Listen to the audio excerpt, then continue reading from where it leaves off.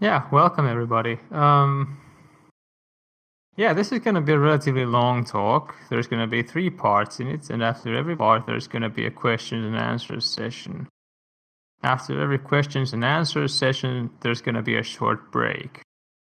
So I'm prepared to go quite long. I'm at least, ready to be here for, 3-4 hours. We'll see how long it goes. But, with the questions and answers, there's plenty of time for those. But like Frog said, keep if you want like a notepad or something you have handy, that, might be useful so you actually remember what you want to ask. So, yeah. The title of the talk is The Fivefold Practice, 5 Subtypes of Meditation and the Relation to the 4 Major Insights of Buddhism. The text here, Namo tassa bhagavata arahata samma sambuddhassa, is just a traditional homage or dedication. Basically, it's just, there because I feel weird not to have it there. Before I start the actual presentation, I thought that, you might be interested to hear a few words about me, because you're going to spend some time with me here. So I'm Finnish. I'm Santtu Heikkinen. I'm a Finnish meditation and Dharma teacher. My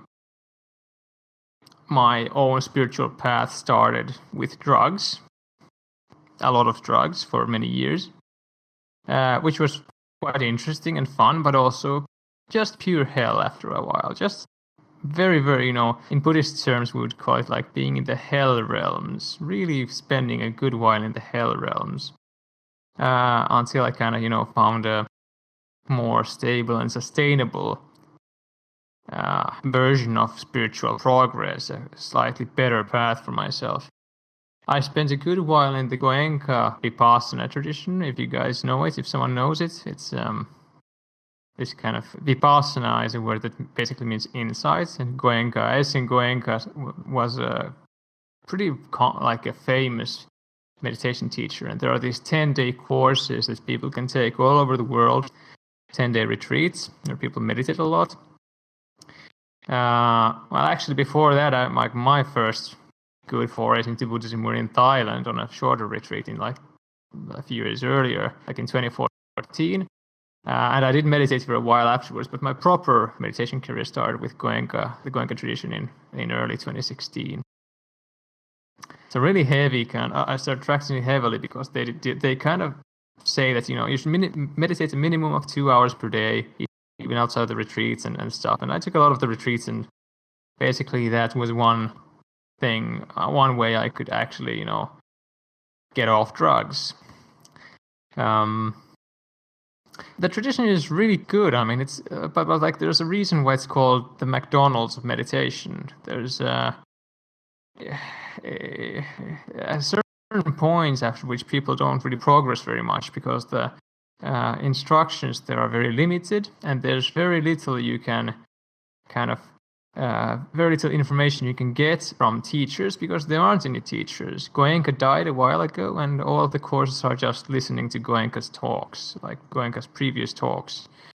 So there's no one left to kind of answer any questions, pretty much. So, I got a bit stuck there until at some point I found TMI, The Mind Illuminated, a book which many of you probably are acquainted with, like by Upasaka Chuladasa and some of his students. And TMI really got me really skyrocketed my own practice. I got really heavily into it. All of the kind of pent up samadhi or concentration I had kind of from the Goenka stuff that didn't go anywhere actually has some outlet. And I started kind of getting really, really nice results from meditation. And then I kind of, I read Lee Brasington is my current teacher. Lee Brasington's book, Right Concentration, A Practical Guide to the Jhanas, which, coupled with TMI's instructions, gave me, and a Goenka retreat where I kind of stashed those books under my pillow and read them, in secret. Not the most ethical thing to do in a sense, but, that's the way she goes sometimes. So so I read those in secret, and practiced very heavily on like one of those 10-day Goenka intensive retreats, practiced going for the jhanas. And I got into the jhanas, the form jhanas, the first 3 of them especially. Well, first 2, the third was a bit wobbly, but like first 2, they were just super mind-blowing. I was just, really, really, really blown away by how powerful they could be and how super ecstatic they could be. Like anything, like they're way beyond any drug experiences I had had. And also like diminished my sense of self, which we'll talk about in a moment more, to a great degree. And I had these very strong, what I call no self insights, that there really is no one here. It's just a space, and there's voices, but no one's really listening. It's just voices. That was a really that was a hoot. It was a really shattering experiences, like in a good way, really really cool. But yeah, I was so kind of blown away by the whole thing that I applied for Chula Dasa's teacher training program. He ran some of those, kind of several groups of those at the time. Now I had a slight pause in my train of thought, because some of you might not know that Chula Dasa unfortunately passed away a few weeks ago. He had lung cancer for a long time, and then finally it spread to his brain. And a half year after the brain cancer diagnosis, he died quite suddenly, but also, not so unexpectedly. He died in very good conditions, if someone is wondering, with friends and family and so on. And it's a tragedy, but he lived a very good life, and he did very good things. So, if I may, Santtu, this is my only interruption. Just to give people a little frame of reference, the highlighted book in our library is The Mind Illuminated. It's his book. It's our primary recommendation for people that come here. That might not have connected for everybody here. So just wanted to point that out. He's that important to this place as well. I'm sorry, and thanks. That was it. Go ahead. Yeah, it's good in the interruption, because it's in the library highlighted and so on, and I saw it there. I kind of assumed that many here might be acquainted with the book and so on. But yeah, it's a really good book. He was a really nice, wise old man. He's dead now. So, I would like to also dedicate some of this talk to his memory. But yeah, to continue with my own story, I got into Chula Dasa's teacher training program. Trained with him for a good while, until he had a bit of a, let's say, misadventure, a bit of a scandal that was hugely misunderstood. He was an elderly man and wanted some intimate company consensually with his wife from outside of his marriage, and that ended blowing up quite a bit, and his reputation was pretty much shattered. And he went on a teaching hiatus after that, and we didn't have very much contact after that. So I was left without a teacher, but my own practice was still flourishing very much. And by that time, I started teaching myself to some degree with Chula Dasa's, let's say, encouragement. I studied for a while with Tucker Peck. Tucker Peck is one of Chula Dasa's main students. He's a really, really funny guy, like a super funny guy. If you ever have a chance to go on Tucker's retreats, he's so much fun. He's very entertaining. And he's also really knowledgeable and kind of very open to people's different kinds of practices. So like, Tucker's a great guy. I started with him for a while, but then, Lee Brasington's jhanas were the thing that really worked the best for me, and it really kickstarted the whole thing. So then I finally kind of got in touch with Lee, and then I started studying with him. And I've been teaching now for 2 years or so. And it's been a lot of fun. I like it. And this opportunity to have this talk here is actually one of the first opportunities I've had to actually have a talk to a wider audience. Almost all of my teaching has been in the form of one-on-ones. So I'm really grateful for this opportunity, and it's probably going to be fun. Does anyone have any questions about me? before I go on. Yeah. Oh, he's Finnish, so I just had to say a Finnish meme. There's also like some other Finnish people also over here. Do you live in Finland? Yeah, Helsinki. Oh, okay, nice. I did have a question real quick.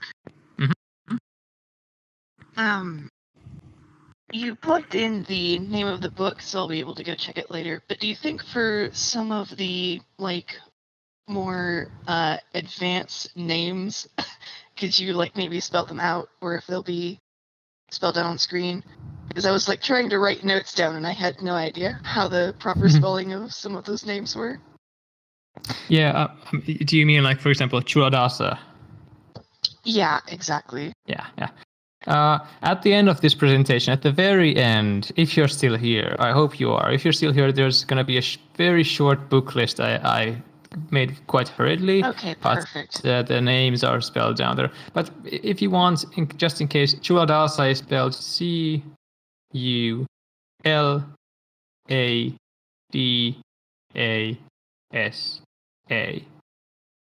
Okay, thank you. And I guess we can also mention the slides will be on Discord afterwards. So if anybody wants to look through them or any of the details, they can. Cool.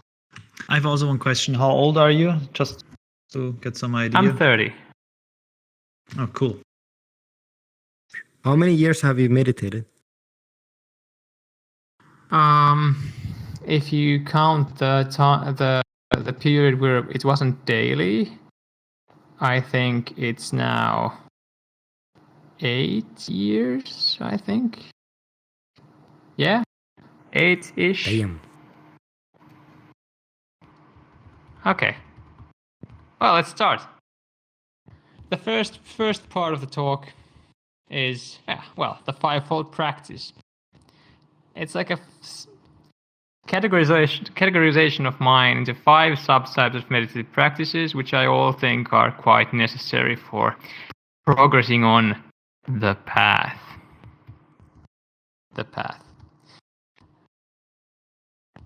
So yeah, I mean, in popular imagination, like usually people think that there's, like, not maybe usually, but often, like when lay people who don't meditate, they think about meditation, they think it's, it's something particular. It's like one thing, You're just being with the unfolding of things. Like you're doing weird stuff, working with chakras. You're doing yoga, maybe. Like you're just sitting there. You're watching the breath. Whatever, some singular thing. But actually, also those people who do meditate quite like more, they know that there's actually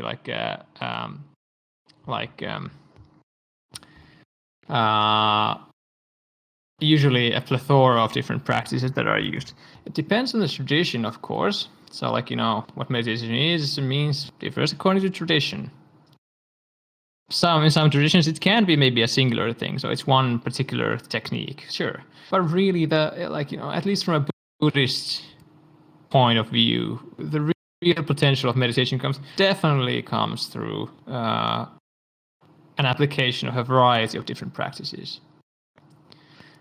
And there's different practices for different situations at different points of the path. That's called skillful usage or skillful means. This is a concept in Buddhism, upaya. It just means, you use whatever works in your situation. There's no rules what to do, really. Nothing is really set in stone in Buddhism. There are no rules. Even if someone might, now think, what about the 5 precepts? We'll get to those at some point. But, there are no rules. There's just skillful means.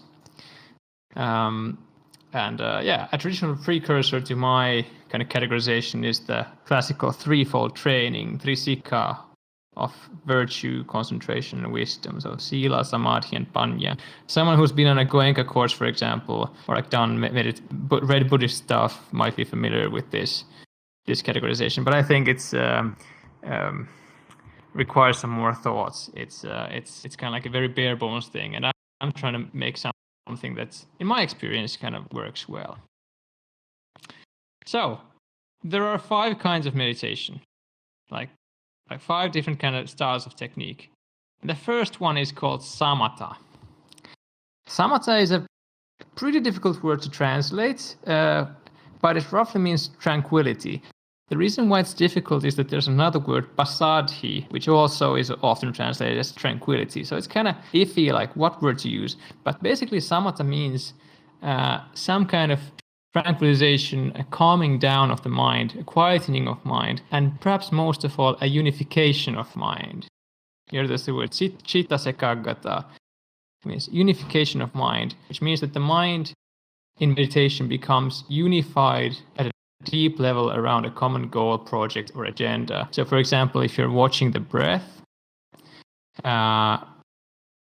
as the meditative practice progresses, your mind gets more and more unified around the agenda of watching the breath. There's less and less distractions, fewer and fewer parts of your mind are kind of like, this is boring, this sucks, this is, I want to do this, I want to do that. It's more and more about, like, this is actually fun. This is actually what we want to do. Everyone's pulling, the same rope, kind of. And that's what samatha is, basically. Yeah, traditional examples of practices that really kind of bring samatha to fruition include, like, concentration practices, like mindfulness of breathing, anapanasati, and, for example, the jhanas, which I very much love. They are like these 8 consecutively deeper states of high concentration and high bliss. Yeah. And they all aim to cultivate a one-pointedness of mind, so high concentration or samadhi. Quieted of mind, unification of mind. And some of the practices also develops sati, which is like a word that's usually translated as mindfulness. And mindfulness in this context means basically that you're aware of whatever's going on around you.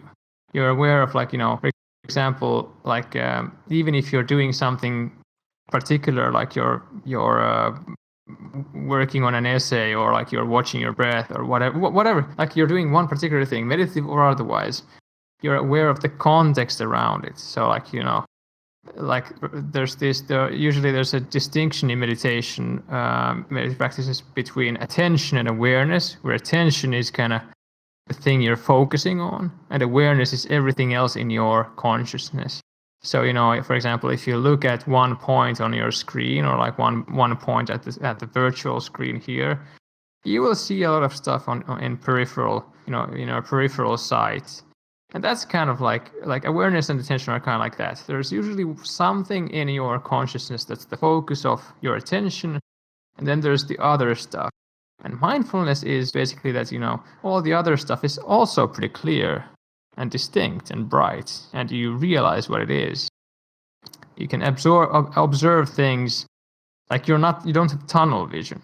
And some of the practices also develop this for many reasons. For example, concentrating on the breath, anapanasati, that's kind of like when you kind of just follow your breath and you just kind of try to focus and concentrate on that. If you don't have sati, if you don't have mindfulness, like a wider mindfulness, you can't follow your breath for a very long time, because distractions will come and your mind won't be able to notice them approaching, and it's just gonna, they're just gonna sneak up on you and just capture your attention, and then, before you know it, you're thinking about, some TV series you've been watching, and, you're just hopping from one thought to another, mind wandering here and there. If you have mindfulness, however, like your mind has space and time to actually notice that, actually thoughts about the series are cropping up, and then automatically it can correct attention back to kind of like tighten attention back to the concentration object. And because sati, mindfulness, is necessary for these kinds of practices, for those reasons, they also train mindfulness. There's some classical Pali sources. I don't mention these for all of the different practices. I just did this in the beginnings of the slides for whatever reason. But there's some classical Pali sources, Anapanasati Sutta and Jhana Sutta, for these 2 practices mentioned here. But samatha is kind of like the first category. You're basically doing concentration practice. You're concentrating on something, trying to quieten your mind through concentration, heighten awareness through concentration, achieve a unification of mind around the meditative project. Okay. The next one is Vipassana, and that means insight. Most often translated as insight. Again, a bit a translation that some people don't agree with for whatever reasons. Usually because the prefix "V" is kind of iffy, but it has many kind of like meanings. But one of those is to reverse. So like "V" something means like it's like it means that it's kind of like something about the word after the prefix is being reversed. So for here for example, because Passana means to see, insight is a pretty apt translation for Vipassana, which when Passana, like sight, is usually something you see outward things, then you reverse that, you see inward things. That's kind of like insight is very literally like a really nifty translation. Okay, Vipassana means insight. And Vipassana techniques, they aim to generate insight and realization about the nature of reality, and especially about the relationship between the mind and reality. In a certain sense, those might be the same thing, actually. That's a deeper question. Like, is there anything can you realize anything about reality that's not just about your own mind and its relationship to reality? It's a deeper question. But anyway, Vipassana is about insight. And some examples include, for example, noting practice, which is a practice following Mahasi Sayadaw, where basically, in noting practice, people try to notice as many things as possible as fast as they can. Really just kind of notice things, and especially notice their arising and passing away. Noting practice is basically that, you notice a phenomenon, like there's a feeling, there's a sensation, there's a sight, there's a sound, and then you notice it's kind of disappearing or changing. And you do that as fast as you can. And sometimes that can lead to really weird stuff. Your mind can glitch out in really weird ways. And by glitching out, I really mean that, your mind really starts functioning in a way it obviously isn't meant to do, but which can be very interesting and insightful. Some other practices are, for example, what I call contemplation practices, which basically means like a very stable, very intentional usage of discursive thinking. So actually thinking about some insightful topic, but in a way that's very concerted and very intentional and very careful and usually pretty slow also. It's like, spinning silk. It's like, you have to have this constant kind of drawing the thought out and kind of helping it move forward. But it's not like your mind is like rambling all over the place. It's like a specific kind of calm. Yeah, how would I say it? Calm and kind of centered thinking. And contemplation practices, they get a lot out of a mind being concentrated. So like, if you've done Samatha first, Samatha practice, like watching the breath, your mind is concentrated. Contemplation is much, much easier. Otherwise, your mind will just kind of have a tendency to just go off all over the place. Yeah, here I talk about insightful ways of perceiving also. They are basically, ways that, ways of looking, some people say that, for example, observing change in everything. Or observing that, everything is actually distinct from me. I can't find myself in anything. This might sound really abstract now, but we'll get to these later as well. Basically just kind of looking at things from a perspective that is insightful. That's like one form of Vipassana practice. And yeah, some Vipassana practices, they aim at like a steady trickle of insight, so that if you do them for a long time, regularly, you get like, you just get things more. It's like, you get this more like, interesting. This is kind of interesting. Yeah, this might be so. These kinds of experiences, and they tend to pile up, and that's cool. That gets you forward. And some practices aim at these kind of quantum leaps. For example, noting practices like this, which basically, like one thing that they aim at is, that your mind just kind of breaks down for a moment. One example of such a happening is a so-called cessation event, where your mind stops. Your mind just reboots. It just kind of does a turnover, in the sense that it kind of like a motor that's kind of like, it just gets so fast, your noticing of perception gets so fast that there's this sudden kind of, everything stops, the mind resets, and after it resets, you can get some pretty good insight into, how things are, like what happens when the mind resets, and, like what actually doesn't mean that the mind can reset in such a way that everything stops, like that there's no perception of any kind. It's just, it's very difficult to put in words what the insight feels like. It's just that these things, not always, but sometimes that these kind of big glitching out kind of things, they can affect like these sudden like aha moments. You can you just have like a feeling, oh, I don't actually exist. And then that's it. You just realize, you just notice it. But those aren't always permanent. Even if you have such an experience and you get like this feeling that, okay, I don't exist, period. Might not be, permanent. And again, some classical Pali sources, but that's just not so interesting. Third category, and this is not classical. Samatha and Vipassana are classical. They're found in very old texts that people talk about Samatha and Vipassana practices. But this one is kind of something else, and I think this is very vital. So heart and energy practices. Basically,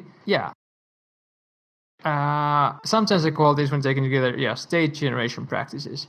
So heart practices are oriented towards like a generation and cultivation of altruistic, positive mental states and emotional states that feel good and they do good.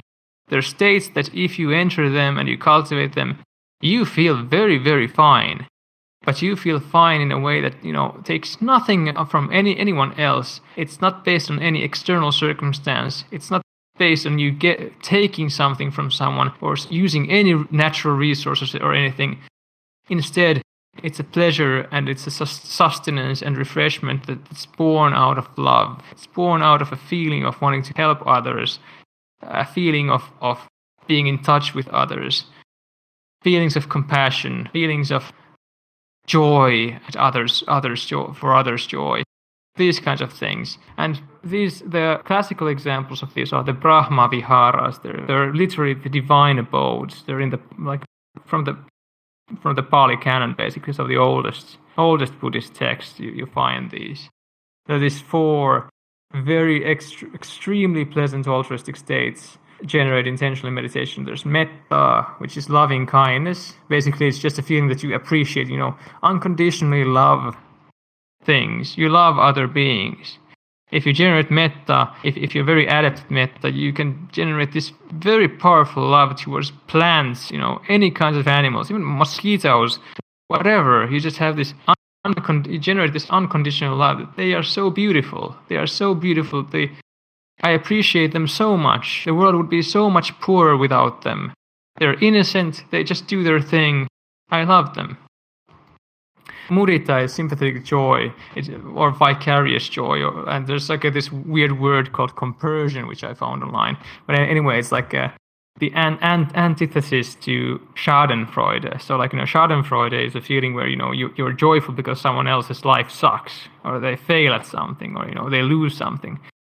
Mudita is the opposite. You're joyful because other beings are joyful. It's so wonderful that there's joy in the world. If there wouldn't be joy, everything would suck so badly. I mean, joy supports everyone. Everyone needs joy, and everyone has joy. Even if you have the most depressed individual, there are going to be those bits of joy somewhere. And if there aren't, at least a potential for those bits of joy somewhere.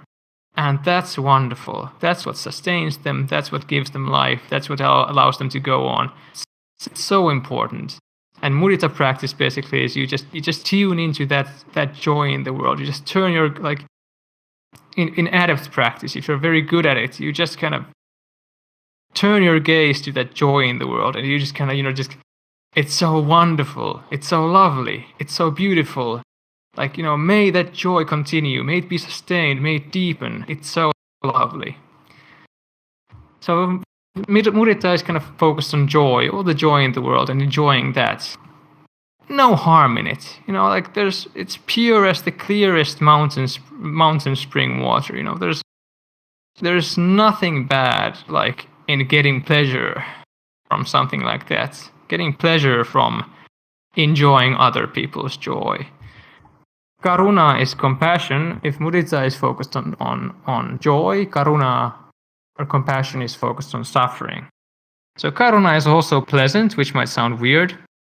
but it's like a very healthy way to engage with all the suffering in the world. Karuna is like the feeling that, may this suffering cease. There's so much suffering. There's rage, despair, fear, anxiety. There's violence, rape. There's all of that there's in the world that's so terrible. War. It's so much suffering.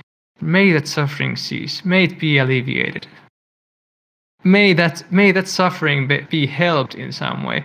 And the emotion there is not that you kind of go and you feel bad because there's suffering, but instead it's a kind of tenderness. It's an opening to that suffering.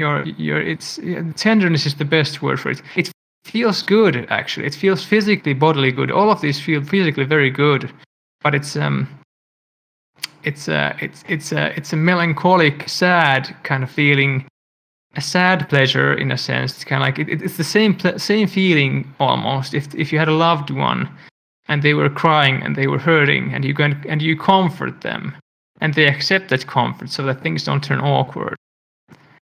That doesn't feel bad. You won't feel bad. You will actually feel physically pleasant if you watch your body. Comforting someone feels pleasant because there's a tenderness to it. There's an opening to it. There's an acceptance. And there's a sharing of that pain, which is actually, if you can handle it, if it's not too burdening, if it doesn't break you, it will be pleasant.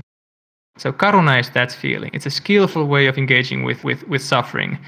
Instead of turning away, instead of ignoring, instead of hating, being disgusted by it, ignoring it, you accept it, you open to it with tenderness. And that's wonderful. Also, nothing wrong. A very, very good state of mind and emotional readiness to cultivate. Upekkha is kind of the weird one out. Upekkha doesn't feel really very, very pleasant in the same way. It doesn't have pleasant, positive energy in your body. Upekkha is equanimity, which is basically just like dropping away of all of that energy of the other brahmaviharas. You drop all of it away and you rest in a state that, finally, whatever happens. All of it is impermanent. All of it is, out of anyone's control. It's just unfolding. It's just a small blip in eternity. It's just such a small fragment of infinity that it's not even worth mentioning. It's not a nihilistic state. It's a state of very high letting go and a very high state of stillness. So upekkha is kind of the weird one out in that it's not perhaps such like so directly altruistic as a state, but it's one of the classical divine abodes because it's also such a skillful state to develop. Is this holy detachment, as they call it in Christianity. Actually, in Christianity, there's this Christian mysticism. There's this term of holy detachment or sacred detachment, and that's basically it. You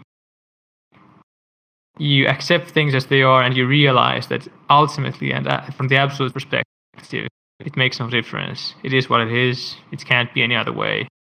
You rest easy. You let go. So upekkha is like that, and it often feels like a very still state that is pleasant in its own way because it's so still and so accepting. Kind of the weird one out. Anyway, I wanted to describe these in more detail because I find them to be almost sacred in a way because they're so nice and they're so pleasant and they're so life-changing if you cultivate them a lot. I very much encourage anyone who meditates regularly to start at some point working with the brahmaviharas and the art practices in general. They really change your mind in ways that other practices, they're necessary to really affect the best possible change.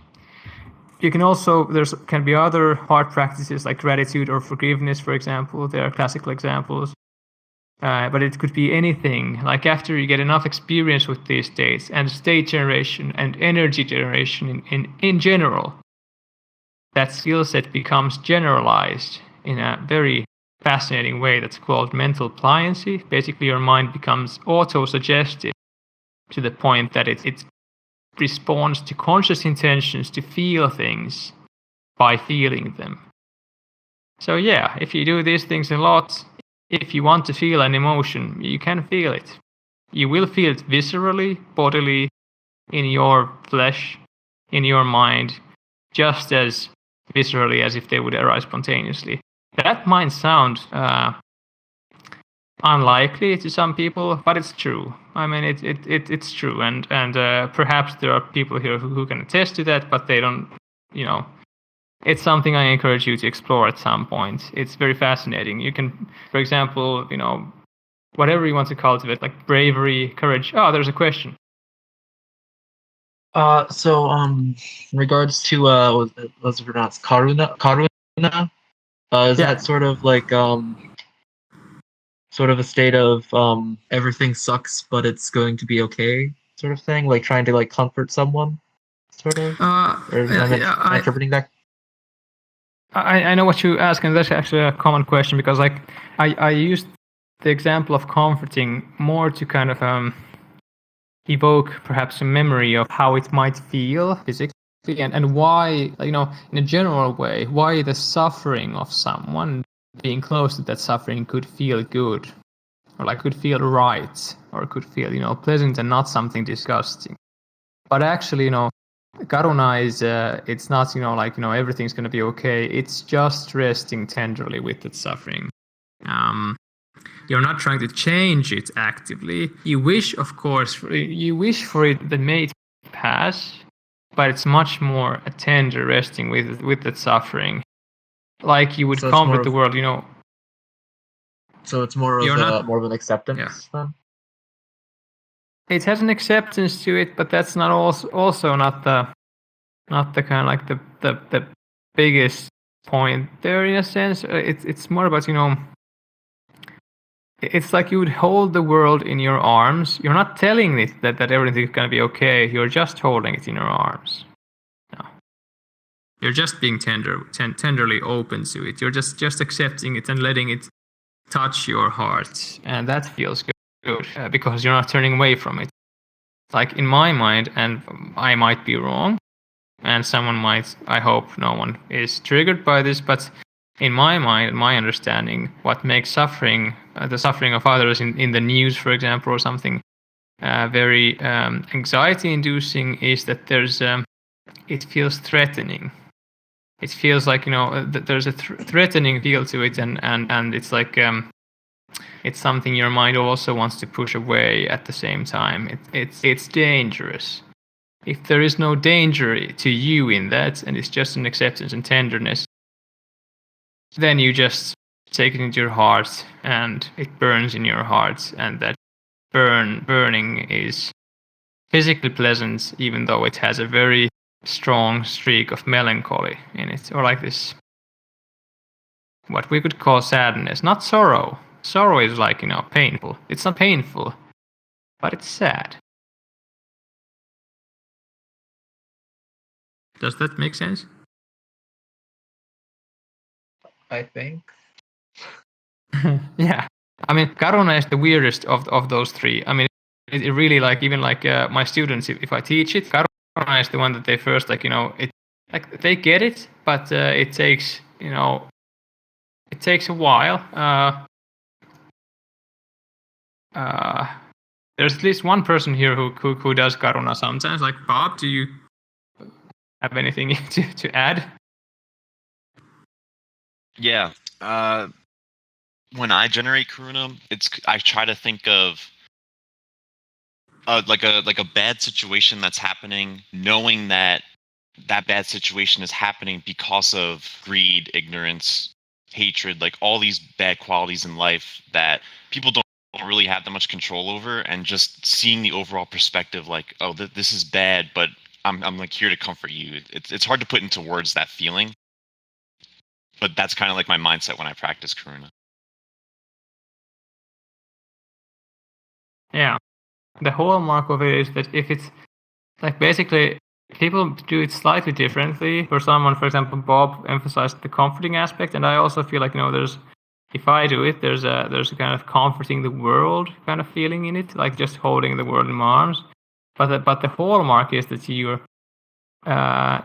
if you're dealing with suffering and you're bringing to mind very intense suffering in the world, not your own. I mean, you can do your own as well eventually, and it can be very healing.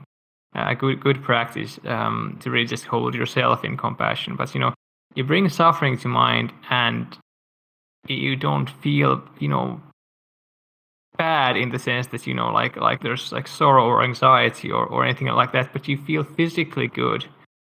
It's weird, perhaps, and it is a bit weird to kind of, it's hard to explain, but that's the hallmark really. If it feels physically pleasant and you're holding suffering and it's energizing you in a sense, it's giving you a kind of potency to perhaps at some point do something when time comes, instead of draining you and throwing you into despair and sorrow and anguish, then that's karuna. Then it's working.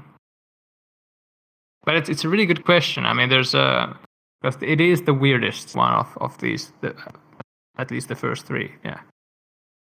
Right. Any other questions at this point? To some people, letting go of certain things, or this kind of acceptance, might to other people come off really like giving up or rolling over. Like, is there anything you could say about that? Because I don't think that's I'm pretty sure it's not. I don't think that's what's being alluded to. That you should just give up and not do anything or whatever.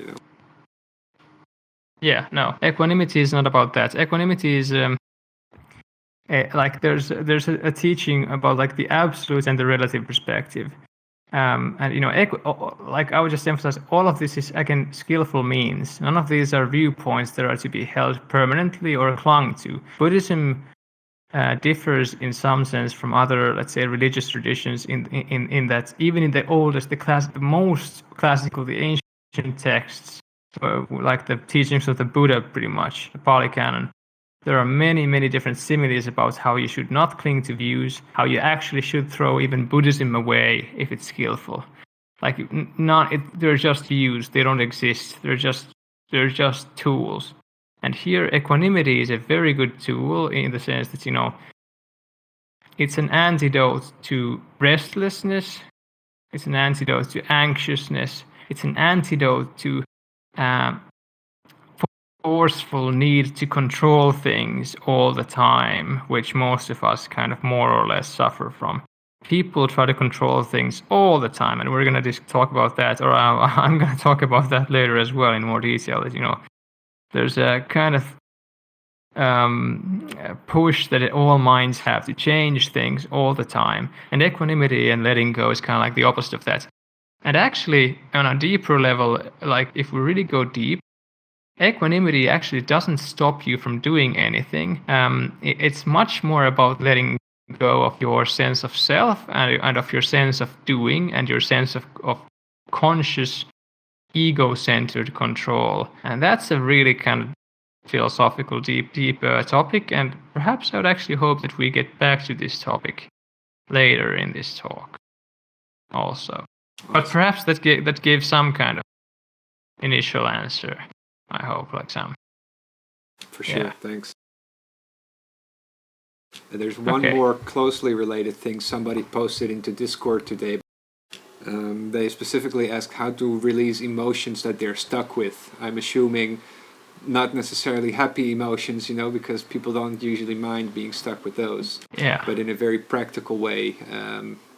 However, feel free again to come back to that later if you prefer. So I wrote it down at least. Actually, the next slide will have to do with that. So yep. Cool. Let's continue.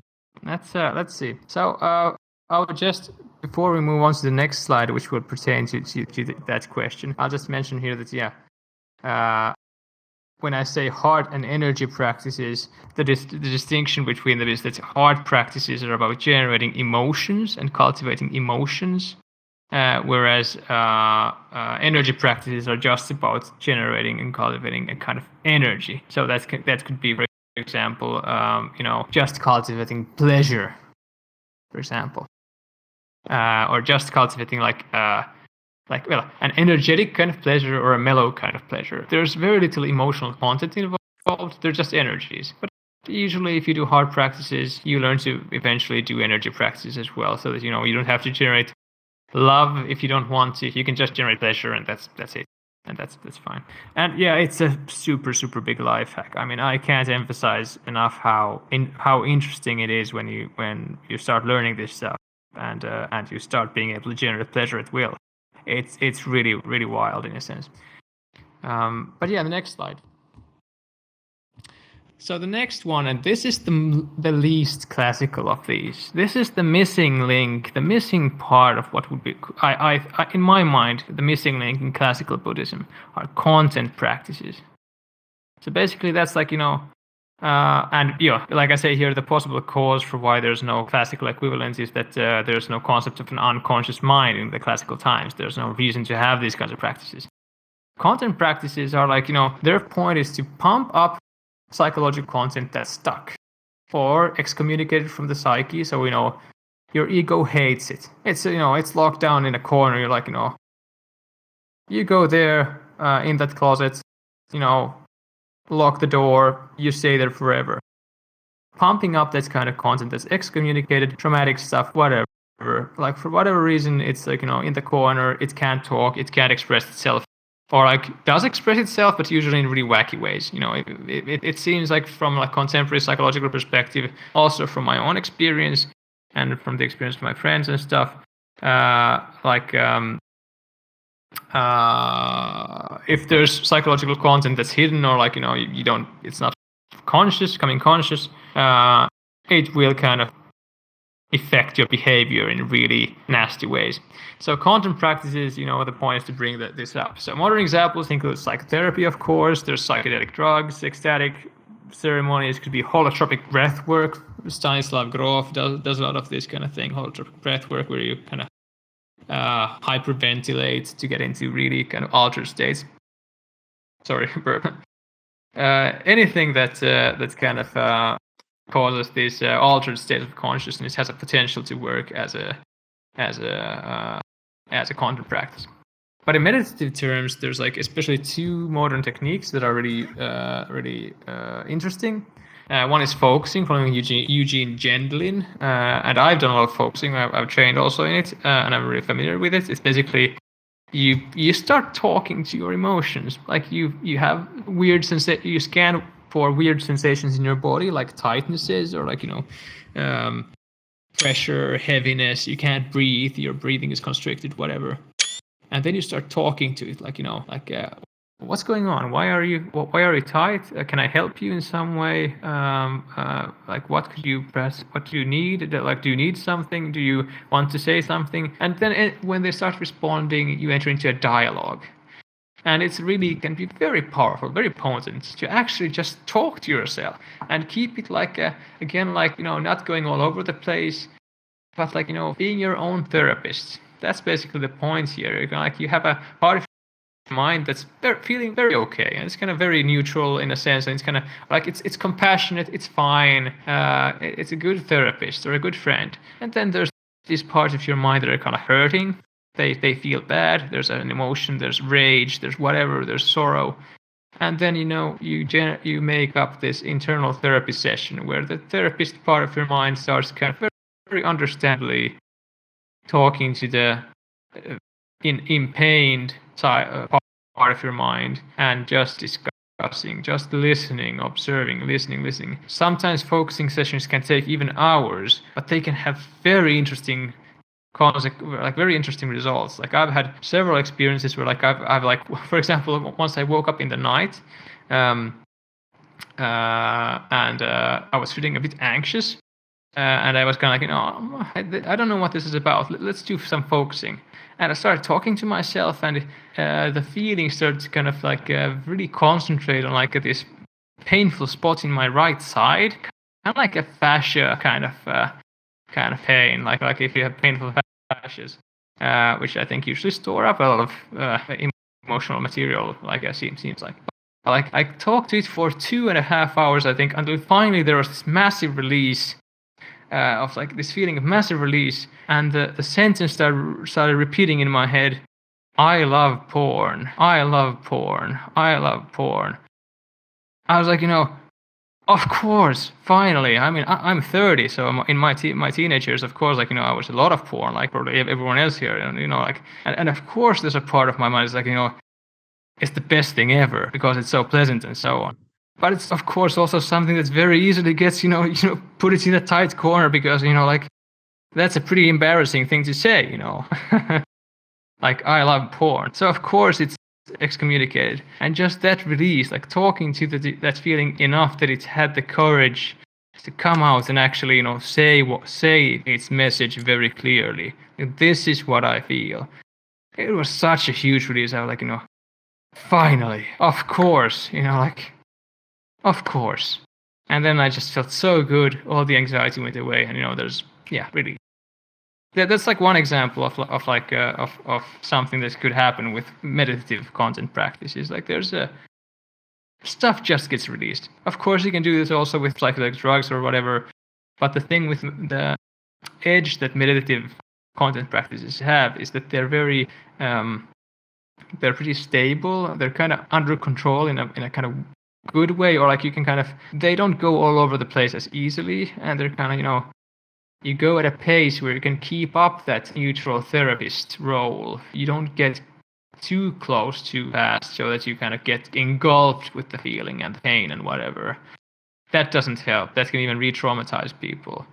Instead, you have that neutrality and that objective perspective. They're all along, and like a good therapist, you allow someone to, you allow the patient to get closer and closer to their pain.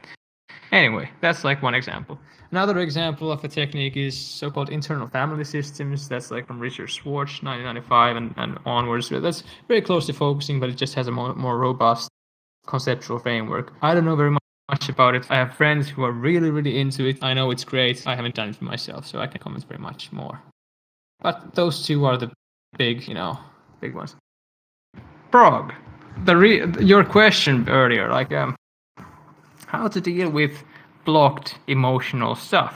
Well, I mean, this is pretty much how I would advise to approach it. If there's a blocked emotional material that keeps coming up again and again and again, then start talking to it. Really investigate it in a robust way, discursive way. Sometimes emotions, they talk back in words, which is the best because it's very definite. You really know what's going on. Sometimes they evoke imagery, like imaginal scenarios. If that happens, for example, it's your associate or like your friend, if he does something like this at some point, for example, if there's an imaginal scenario that pops up, then they have to actually put themselves as an actor into the scenario and start working there. That's what Carl Jung called active imagination. I basically take that from him, but it applies here very well. So you actually start actively working with the imaginal scenario and seeing what happens. So, for example, I once had a session where, like, I had a weird, I think it was a pain or something, like a slight uncomfortability somewhere, and I started asking, like what's going on, like why are you feeling like this? It was just feeling serrated or something like edgy or metallic or something, and kind of painful. And I had this scenario come to mind that I was like on a cliff. Like on a cliff, and there was this kind of an overhang on the cliff, like there was like a cave kind of under the cliff, and I had like this, and the way I kind of continued the dialogue was that I put myself on the cliff, and I walked to the edge of the cliff, or to the edge of the overhang, and I looked over the overhang into the cave to see like what is there. And there was some kind of, I don't remember correctly, but some kind of monster, whatever there, and it came out to the sunlight, and something else happened which I don't recall as well. It was a timed thing. I was on a focusing course, and I ran out of time. But it's just like an example. Once I also there was an image of a beach, and I kind of was walking there, and I found this beautiful rock on the beach, like among all the sand, and the rock really kind of had this feeling that like, why is the alone here in the sand? And it's kind of, it can be very complicated and kind of it's super creative how to communicate with your emotions, because they can express themselves in so different ways. Can be sound, can be that they just change in feeling. There's something that feels like blue, kind of there's an association of blue, and suddenly the association is black. You're kind of like, okay, why are you black now? And then it might turn pink, and you're like, okay, oh, why are you pink? And maybe finally it actually says something. But it's, that's the main method I would use if you actually have stuck repeating emotional situations, on top of course, using, psychotherapy and whatever other methods of actually getting that locked down, kind of blocked, stuck emotional stuff to flow. Cool. And interestingly, you kind of seem to use blocked and stuck interchangeably here. So do you think they're the same thing? That this thing where, something is locked away, sometimes where it's inaccessible, that's what I understand when you say blocked, but then stuck on is kind of the opposite, right? Where it's always in your face, even when it's not time for that, or even when you feel like, it's already been 3 years ago, I dealt with that stuff. Why is it still coming back?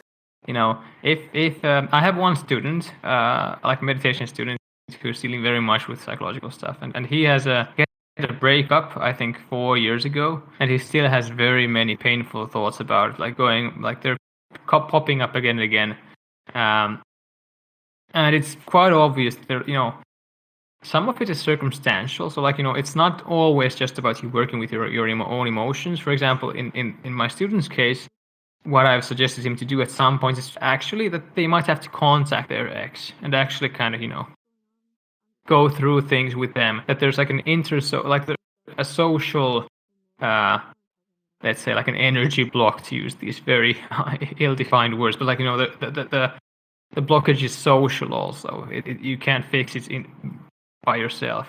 But sometimes, it's not social. It's just, even if it comes to your face again and again, and it's the same thing that keeps coming again and again, it means that the message is not going across. Or something is wrong. I mean, it's either it's that you haven't done something externally, talk to your ex and kind of just say that you're sorry or demand an apology. That's a bad idea probably, but say that you're sorry or whatever.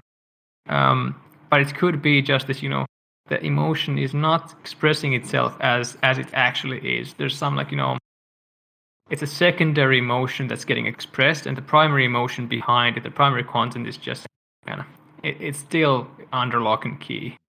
And the only way it can express itself is through the secondary emotion, and you're just not understanding it, what it's trying to say.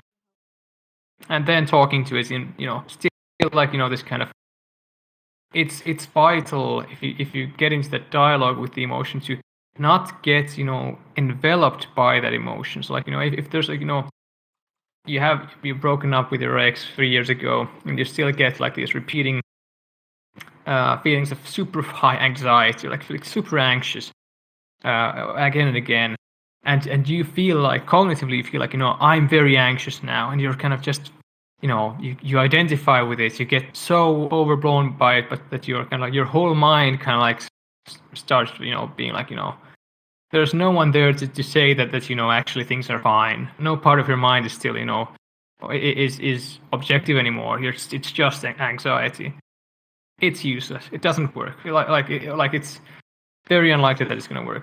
So what's really vital is that there is that therapist there. You have to have part of your mind that's kind of oh, anxiety is arising again. Okay, let's see what it's about. Why are you feeling anxious? I'm feeling fine. And they're really there's a part of the mind that's really feeling fine, and they're just this thing again. Okay, what's going on? Why are you anxious? Let's talk about it. If you can have that, you can have the distance. There's those two parts of the mind there. There's the therapy situation. Then you can get deeper. Otherwise, it's just gonna come back again and again. Most likely that would be the kind of solution there. And so I would say it's still like a blockage. Metacognitive perception, I believe, is another word for that, right? Yes. Where you stand above instead of being a part of the dance that's going on in your mind. Yeah. Yeah. It feels like storm in a teapot. There's a teapot and there's a big storm, but you're actually outside the teapot and you're looking into the teapot. And, you're still interested. Why is there a storm in the teapot? That's pretty wacky. I haven't seen that before, or maybe I have so many times that I'm interested. What's actually going on. But you're not threatened. You're kind of, you're outside the teapot looking in. That's the thing. And that's metacognitive awareness. Yeah. So, we're still at 4. Let's go. This is going to be a long night. And that's fun. I mean, that's what this whole thing is about anyway. 5 is off the cushion practice. So basically, off the cushion practice means like the application of all these other practice methods in situations outside formal meditation sessions. So, there's maintenance of mindfulness in daily life in various ways. There can be these short and skillfully used periods of energy cultivation or emotional practice where, for example, you're in a queue in the store and you're frustrated as hell. You're like, no, fuck this queue. I'm in a hurry. And then it might be skillful to actually, at some point, like, I don't say that pushing away negative emotions all the time is healthy. It's not. It's going to lead to suppression, and then you need to do more content practice and so on. But sometimes it's actually skillful to likely be like, actually, all of these other people are also busy. They're all in a hurry. I have to be here anyway. We're just people. And then, start kind of generating some spark of metta, some spark of loving kindness towards them. We're all friends, we're all of these are just people. We're all the same, we're all just queuing. It sucks, but at least we're in this thing together, and so on. Or if you're, one example I've had several times is, I'm talking to a friend and they're talking about something important, and for whatever reason my energy levels are low. I don't have coffee with me, or I haven't drank coffee. So sometimes it can be skillful to generate some of what's called piti. Piti is a Pali word that means this kind of very energetic, very kind of speedy kind of pleasure. To generate some piti, just kind of, some stimulation, just stimulating pleasant energy to give you a big, like a refresher, and then you can engage with their important topic in more like better, and just kind of, have a bit more stamina there. Again, something that's not good. It's not something that you should do all the time. I think that's dangerous. Some people do it all the time, and I think that's a crazy idea. Again, leading to suppression, and you just burn out. But occasionally, similarly with coffee and tea and whatever, it can be good to give you a kick of energy sometimes. So that can be like an example of the cushion practice as well. You can practice insightful ways of looking in everyday situations, and that's actually super, super important for insights. That you actually, occasionally when you're going about your day, you actually take a shift in perspective into what's actually happening, what's actually going on. You become mindful, and you kind of, instead of being fully engaged with whatever worry you have in your head, with whatever disaster you fear is going to happen, you actually look at it from a better point of view, or like a more objective point of view, and see that there's really no sense in being kind of oppressed by this. I'm not mentioning like very robust examples right now because I'm going to mention some later, but yeah, like that can be very vital for insight. And then off the cushion practice also pertains to sila, which is the practice of ethics. Super, super important. If you discard ethics from the Buddhist path, you are just left with something that's it's such a shadow of what it can be. It makes no sense. And you're not here for yourself. I mean, if you practice Buddhism just for yourself, you're missing the whole point. There's a very big emphasis on selflessness and non-ego-centered behavior in the whole project. And also, if you don't work ethically, if you don't act ethically, all of that stuff, all the bad stuff you do, if you lie often, you steal, that stuff is going to eventually come into your sessions. And even if you try to concentrate on your breath, you won't be able to, because like you're full of what's called like there's this, like, one of the 5 classical hindrances of meditation. You'll be filled with restlessness and worry. You'll be restless because you've done stuff, you've lied, and you're afraid you're going to get caught, and so on. It's just super non-peaceful. Like, if you work ethically, you have nothing to be afraid of. And that's kind of, that's good. That's good for everyone. It's good for you. And of course, ethical behavior is good for others in obvious ways. There's a classical example, which are the Panchasila or 5 precepts: not to kill, not to steal, not to use sexuality in harmful ways, like cheat, whatever, rape someone, not to lie or deceive others, or not to use intoxicants that lead to heedless behavior. This is quite important and discussed nowadays. That did the Buddha, did they classically, what's the point that, all intoxicants are harmful? In a way, it's kind of beside the point. Who cares about what people thought about 2.5 thousand years ago? I mean, who cares? But if you do care, you might also care that the original texts say that you should avoid from fermented drinks, so alcohol. So the prohibition is not about all intoxicants. I think the best way to put it would be avoid intoxicants that cause heedlessness. And the fact is that most intoxicants will cause heedlessness if you take them to some extreme. Especially if you smoke weed, you're gonna do some stupid stuff. You're not mindful. I mean, weed is terrible for mindfulness, so you're not aware of what's going on very well. Even if you think you are, and if you smoke enough, especially, and you're gonna do stupid stuff. Even on psychedelics, you're gonna do stupid stuff eventually. Like you're not in your right mind. I mean, and I think this is important, that psychedelics, for example, can have a use in practice to some degree, because they can. They basically turn off what's called the default mind network in the brain, which is the kind of network that's kind of in charge of rumination, especially self-centered worrying and worrisome rumination. And everything that turns that kind of off has a chance to lead to some kind of insight about how much it actually sucks to do that, to have that rumination. Absence of that can be very nice. And psychedelics can lead to all kind of, insights about interconnectedness, interdependence, whatever. But, in moderation, not very often, and so on. We can talk about that later too if someone wants to ask a question about it. And even the 5 precepts are just practice rules. I mean, they're not supposed to be, even originally they weren't supposed to be that, never do this, never do that, because they're all skillful means. Again, in Buddhism, it's very, very important to recognize that everything I say, everything the Buddha has said, everything you see anywhere should be taken as skillful means. You use it if it's useful. If it's not, fuck it, basically. Excuse these the strong words. Yeah. So in practice, C lies in never-ending and subtle exploration of how to avoid causing harm and how to cause benefit to all. Yeah. And constant awareness of your behavior and your mind is like the basic motor of that. So here are the 5 subtypes of meditation in the way I would call them.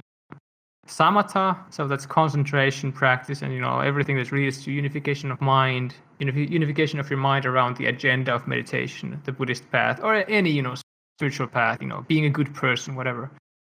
But most of all, concentration of the mind, quietening, so on. Vipassana is the second one, so that's insight. Any practices that directly aim to generate insight or realization into reality, or the relationship between the mind and reality.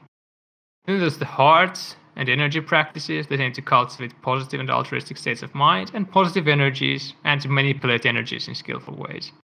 Then there's content practice, which aims to pump up psychological content that's otherwise locked up or excommunicated or whatever, hidden, so that you don't do crazy stuff.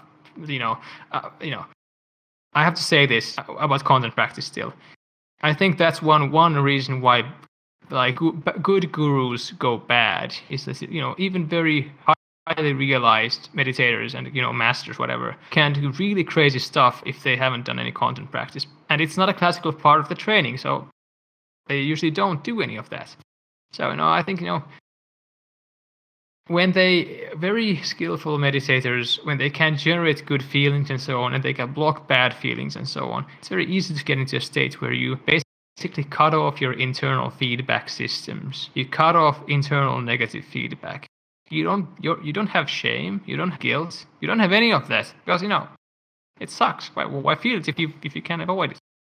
And then if you're a guru, you don't have any external feedback systems either.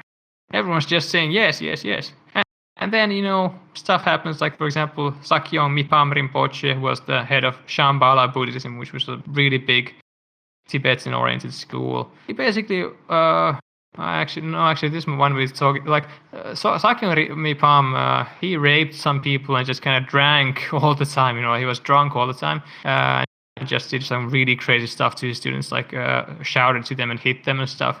But yeah, Tsogyal Rinpoche, which was even a bigger Tibetan guru, he had this habit of like putting people in a circle, his students in a circle, strip them naked, and run around biting them on the shoulder.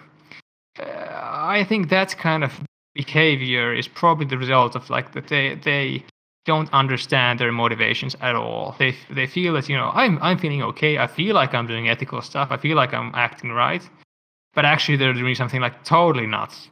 And probably that's because, they don't understand and they've actually blocked all methods of understanding or being able to understand and listen to what their mind actually is saying. So they just go crazy. That's my theory. I think content practices are important. I think that's one reason why good gurus go bad. Just wanted to kind of... But yeah. The point here is that these are... I have these 5 categories, but they're actually not quite so distinct. So I'm just going to explain like how they actually interconnect so very deeply after all. It's good to have the categorization because there are those 5 subtypes of techniques people do, but they have similar results and similar goals and they support each other very well. So for example, with Samatha practices are often in themselves actually highly insightful. For example, deep concentration and especially the jhanas, which were these 8 consecutively deeper concentration states I mentioned some slides ago. They require a pretty high degree of effortlessness for you to access them. So that basically means a relinquishing of your sense of active agency. So the jhanas, for example, the really deep concentration states and very deep energy states, they have a lot of, can have like super massive high, like levels of positive energy and pleasure, and they are quite subtle, especially when you learn them the first time, and they're very susceptible to interference. If you're trying to enter jhana or any deep concentration state, and you start kind of doing stuff while the jhana, for example, is starting to bloom, you most likely will break it. And all that interference you might do most likely arises from like too much like a craving to get into the state, which is kind of like always never helps. Basically, deep concentration is such that you actually need to let go very much of your sense of control and agency to get into that. You have to relinquish that sense of doing all the time so that you can actually rest with your concentration object. Just lean into it, sink into it, just kind of drop into it, let go. And because that's necessary for deep concentration states, even these samatha practices are actually really insightful because like that effortlessness, that dropping of agency promotes deep insight into selfhood and ownership of deeds, which is basically agency. Sometimes it can even happen that like when people enter jhana, like a deep jhana state, very deep concentration state, they feel like they're not doing anything anymore. They feel like, they can kind of, hands off the bar. You're riding a bike, just take hands off the bar. You're not doing anything at all. And things are still getting deeper, still getting better, still more energy. It's still blooming, blossoming, getting deeper, deeper, deeper. It's pulling you in. And that's like, if you're staying in that state, your sense of self is going to get smaller and smaller and smaller. And that sounds maybe bad to someone, but it's a really good thing. Basically what it means is that the mind starts fabricating less and less selfing. It starts feeling less like, there's a big monolithic me that's in control of stuff. And it's actually starting to just let things unfold. And sometimes what happens is when you leave that deep concentration state, you leave the sit, you stand up from your cushion, your body actually moves on its own. And that's really cool when that happens, especially the first time. It feels like instead of you moving your body and turning off your meditation timer and rising off the cushion and going to take a shower and slice some onions for your dinner, instead all of that is just happening. It feels like you're being pulled by a rope, like you're walking downhill, like you're falling, like gravity. You're being pulled. It doesn't feel like you're applying any effort, it's just happening. And that's really, really cool. Because then, like, if that happens repeatedly, you kind of notice that, all this stuff is happening just the same, even if I don't do anything.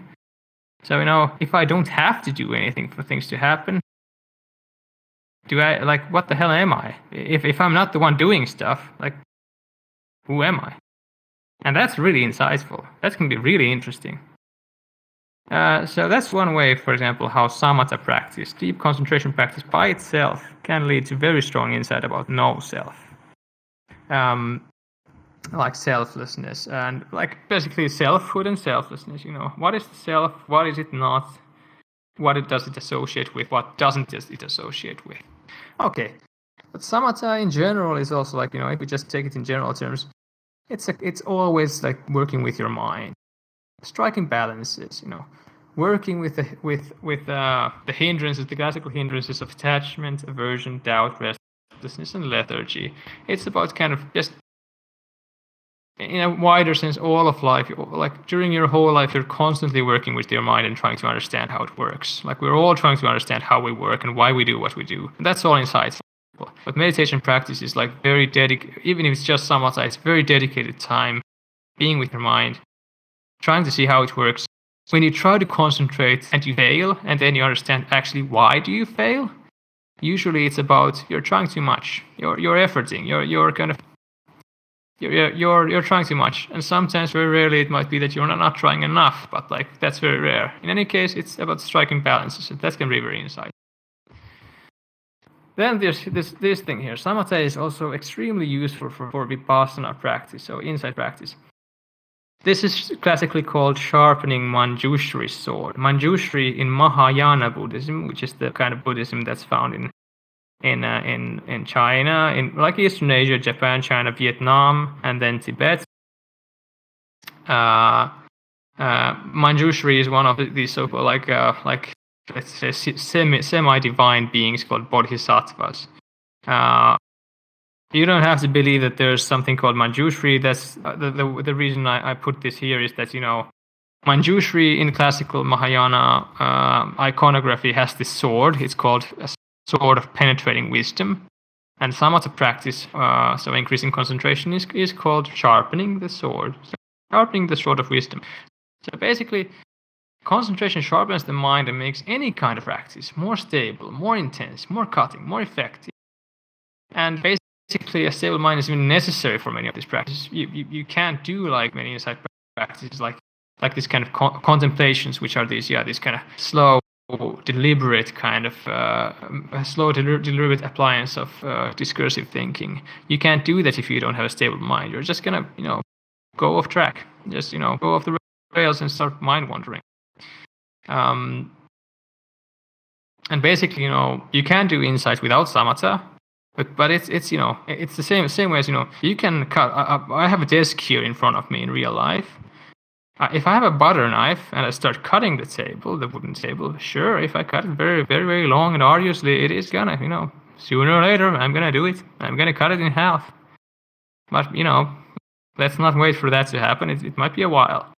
But if I sharpen it into some kind of serrated saw and then I start cutting it, it's gonna work much faster. So you can get there even without samatha. But if you have samatha before Vipassana practice, before insight practice, it's just gonna, believe me, it's gonna be much, much more effective. And samatha is just it's really necessary to heart and energy practice. If you don't have concentration, you can't do it. I mean, you might have some, if you do metta, like loving kindness meditation, without any concentration, you might be able to get some feeling somewhere, but you won't be able to get it into that blossoming full body state of ecstasy and love. No chance if you don't have concentration. Unless you're maybe very talented. I mean, people are different. So like, I'm not discounting. There might be some very, very talented people who are very, very good at hard practice, and they have the readiness there, like inherently. But I have never seen that. So yeah. Anyway. Yeah, and here this here jhana practice, which is classically counted as a samatha practice, like a concentration practice. It's a paragon of energy practice. Jhanas have the most energy, basically, you can have. Perhaps some combinations of LSD and MDMA, for example, might get you into similar energy levels as a very deep jhana can, but it's probably gonna be at the same level. Not all jhanas are that deep, but if you have a deep jhana, it's gonna be fireworks. Your body is gonna shake. You're gonna moan out of pleasure, and you're just gonna your body's gonna convulse because it feels so good. So they're kind of the paragon of energy practice, yeah. And they require concentration. Okay, not quite so distinct too. Vipassana. Insight informs samatha practice. So it's not only that samatha is good for insight, but actually insight is necessary for deeper samatha as well. Samatha is about working with your mind skillfully. Samatha requires you to work with your mind skillfully and learn how your mind works, how to concentrate, what concentration even is, and what it is not, and how do you ruin it. Yeah, and Vipassana is like insight about how your mind works. The two necessarily go together. If you do samatha, you will get some insight necessarily, and you do require that insight to do samatha properly. There's also this one thing that there are kind of two kinds of samatha or tranquility of mind in that sense, like that are like perhaps useful subtypes. One is raw samatha that people get when they meditate a lot. If you meditate a lot, you concentrate on your breath a lot. For example, on a 10-day retreat, when you meditate for 10 hours every day, or whatever, you will get pretty high samatha just because you sit so much. But it's not. It's more like your mind quiets down, and you meditate so much that that quietening of your mind just keeps on getting deeper and deeper and deeper, and is sustained. But when you quit the retreat, your concentration level is going to drop very rapidly. Because the concentration, your samatha skills are not resting on insight. There's this other kind of samatha, which is based on insight. Basically, just you understand what is concentration, how to get there, how does it work, and your mind also likes it. I mean, on retreat, your mind might be concentrated because there's nothing else to do. I mean, you don't have TV, you don't have Netflix, you don't have anything. And when you get back to lay life, you're kind of like, your mind's like, I don't care, meditation is boring. But then when you get that insight, that, more and more familiarity, that, actually the concentration is really, really, really nice. That quietening is super, super fun and nice, and it's so restful and fulfilling. Your mind is going to be more apt to kind of access those states faster. So in that sense, also, that's kind of insight into why meditate, what concentration feels like, how to get there, and so on. It's really good. It promotes this kind of more stable level of samatha, which you don't lose as easily or ever. If you have enough insights, you can get into very deep concentration states very rapidly because your mind just this is how it works. It has confidence. It knows it's fun. It's interested, and it knows how to get there. So then it's like there. That's maybe slightly exaggerating, but really, really good meditators, they can get it to, they count their breaths to 10, and then they're, super deep, no thoughts, everything still already. I know people like that. I'm not like that myself, but like some really, generally speaking, a bit older people who have meditated for decades, they can be have such a high level of insight that even if they stop meditating for months, they still can get there immediately. Insight is necessary for state generation. You require insight into how emotions are born, how to generate them. All of that is about insights. All of that is about understanding your mind. And basically, insight informs all of these practices. Because then you understand how your mind works, how to do it, I won't go over any more detail because the basic point is the same. Yeah, question. A bit of a question and a statement. I'm picking up a lot of this notion of how concentration is required to build more concentration. You've got to, piece by piece get better at this focus and get better at just the ability to understand what even is concentration. Am I sort of on the money with that? Yeah. Yeah. Like, did you ask? Like, did you understand it? Like, well, I think what you just said, made sense. Yeah. I feel like I understand it. And there's something I want to sort of point out with a lot of the people that are here in VRchat or just sort of in the modern day and age in general.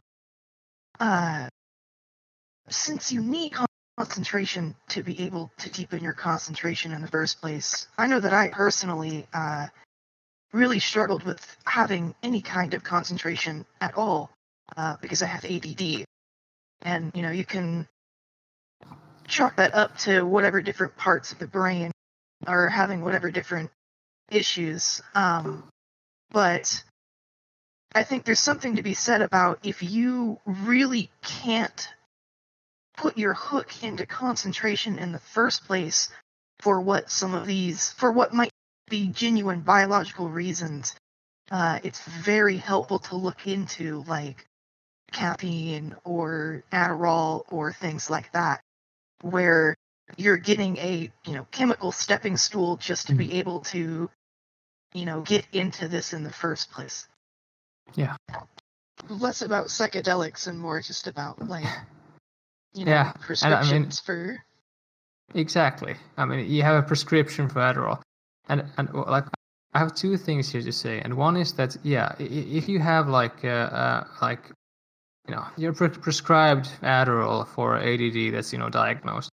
Of course, there's no harm in using that if you feel skillful. Like if it's useful. And the same goes for coffee. I mean, there's Shinzen Young, for example, is a very well-known meditation teacher, an American meditation teacher, very old, old wise guy, like really, really, really good and wise guy. He loves coffee because coffee helps him concentrate better. No harm done. I mean, he gets into good and useful states in that way, and he gets insight and so on.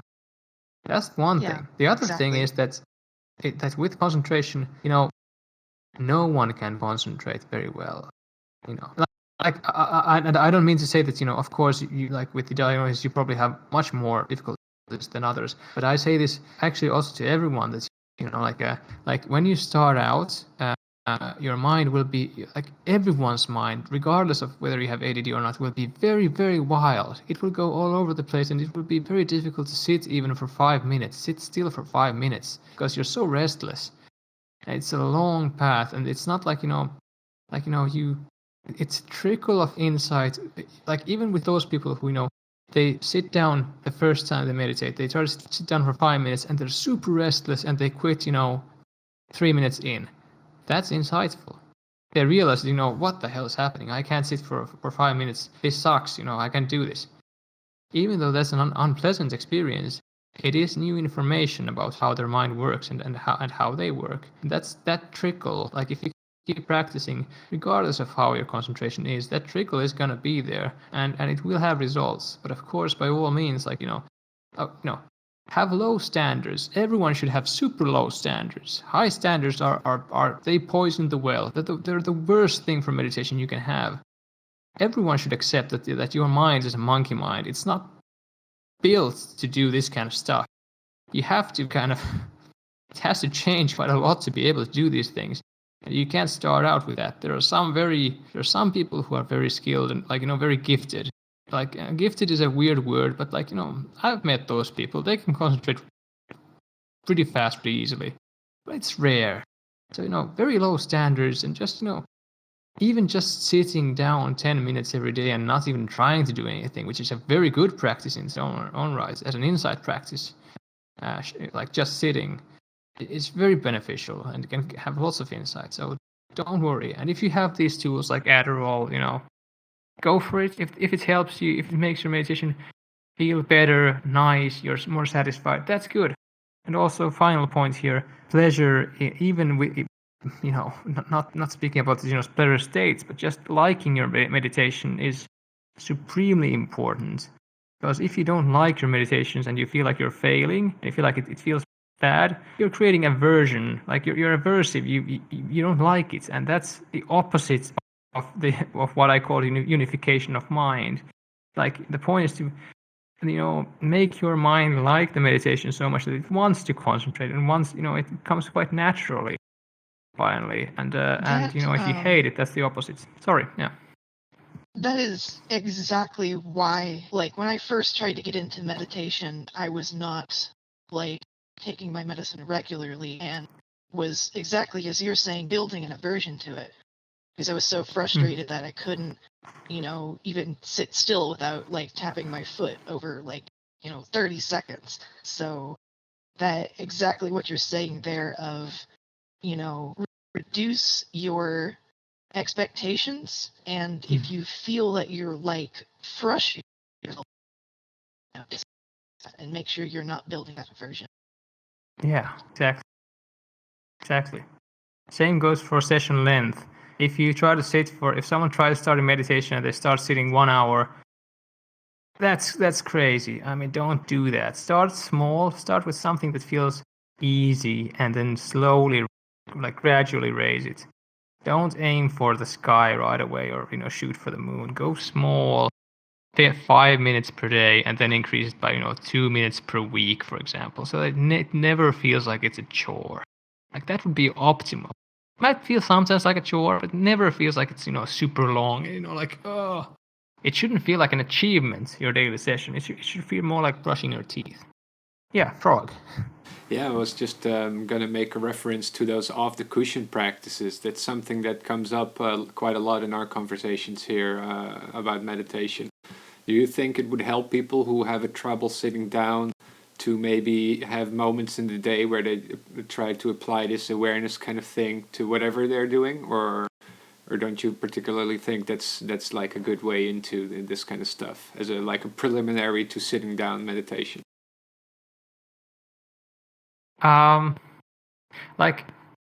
It's very good to try to establish some kind of daily mindfulness practice, definitely. But even there, the standard should be even smaller, because that's very difficult. I mean, there's so many distractions all the time. Especially trying to be mindful in conversation is super difficult.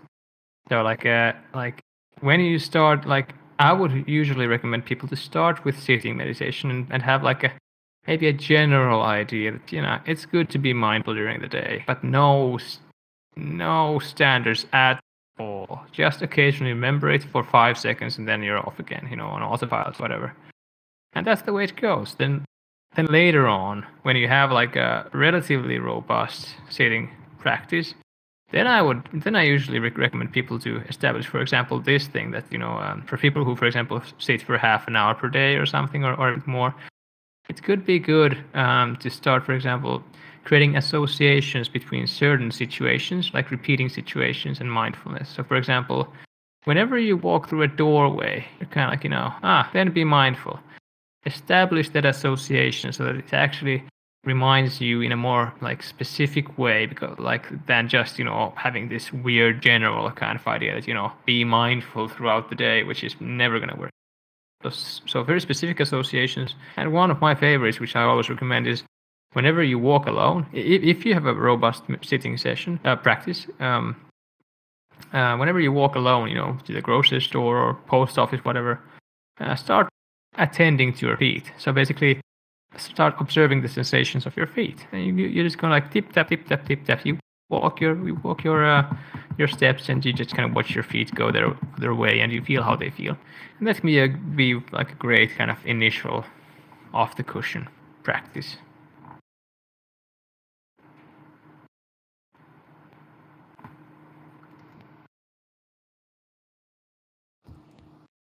Okay. Any other questions now? We are almost at the end of the first part out of 3. So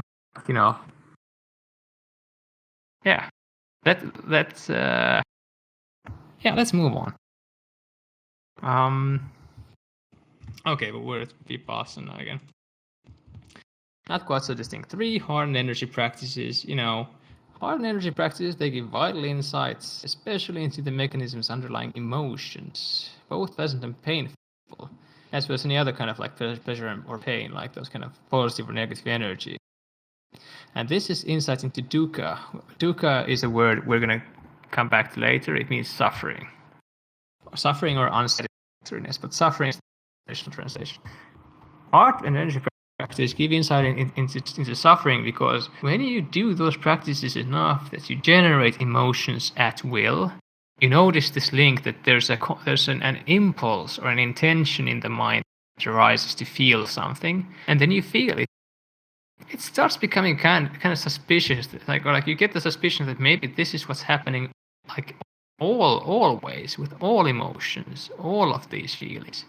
And then you start noticing that, for example, when your spouse says something insulting to you, you notice that there is this recognition, there is this moment in your mind that recognizes, this is terrible. Like this is actually, this is hurtful. And then your mind pushes the lever. It's the right time to feel rage. Let's feel rage. And then it's the rage blossom. It's the exact same mechanism as when you intentionally generate things. There's an impulse to generate an emotion, and it is generated. It starts blossoming. It's just that the trigger is different, but it kind of makes no difference. The point here is that doing these practices gives insight into how all of these, what we call reactions, emotional reactions, are exactly reactions. There's a perception of some kind, and your mind reacts by generating an emotion or a feeling. And when you think about this more, it's kind of, the obvious result is that all of this pain, all of this suffering, all of these emotions are decisions made by this organism. This mind wants to feel this thing at this time. It thinks this is the right time to feel this thing at this time. They're all made by the mind. They originate in the mind. They're all caused by the mind. So they actually don't have any inherent connection to anything that's happening outside. There's no direct link. No one is saying anything that hurts you, in a sense. And this might hurt someone who is, if someone right now in this fall is feeling hurt by something like that someone has said, for example, it might be triggering, and I apologize. But in a sense, the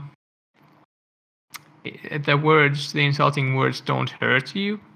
Your mind hears them, it perceives them, it recognizes them in its own kind of conceptual scheme, in its own semi-fantasy world, and then it decides that this is the right time to feel pain. I want to feel pain now, and then it feels pain.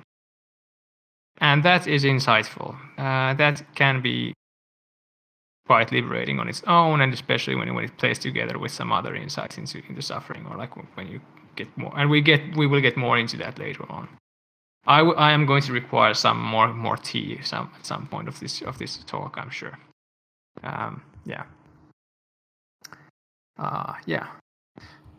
So also heart and energy practices, they generate strong pleasure, which is highly motivating, and motivation is where it's at. Motivation drives unification of mind. Motivation drives concentration. If your mind is motivated and it likes what it's doing, like on a deep level, your mind feels that this is the right thing to do now. This is the right time to concentrate on the breath, for example. It's gonna do that. It's about motivation.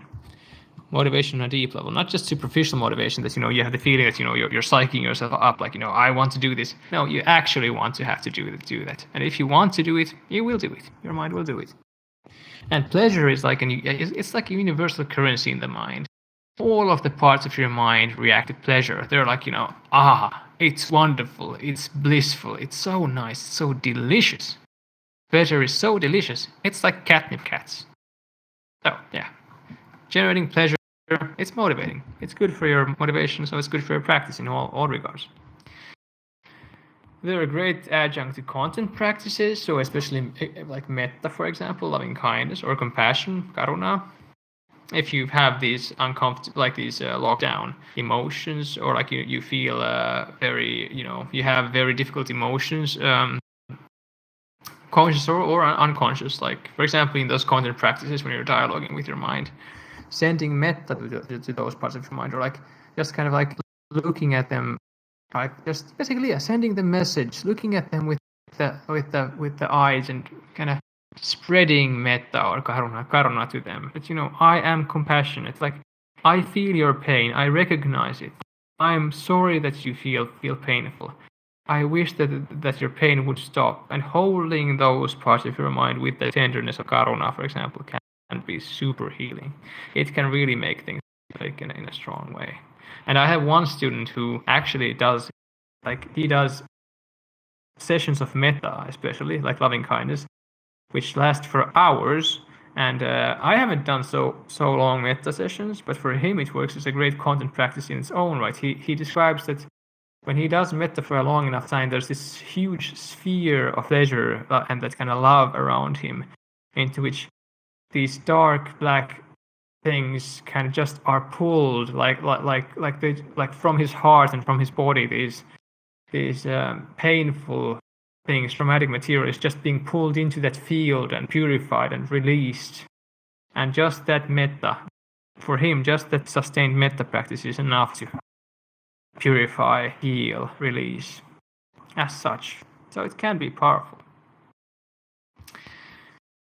Yeah, and they're really super good in everyday practice. So like, if you're, it's really nice, if you it's a good way to spread, good things in the world. You're on the street, or like you're rising into the bus, and you're at the bus stop. You just start generating metta towards everyone. Love. We're all people. All of these people, they're all like me. They're all beautiful in their, like they have people who love them, and they love people. They have good in them. Like, all of them are like, they have this basic goodness in them. No matter what they're feeling, they have this goodness, and they love and they are loved, and I appreciate them.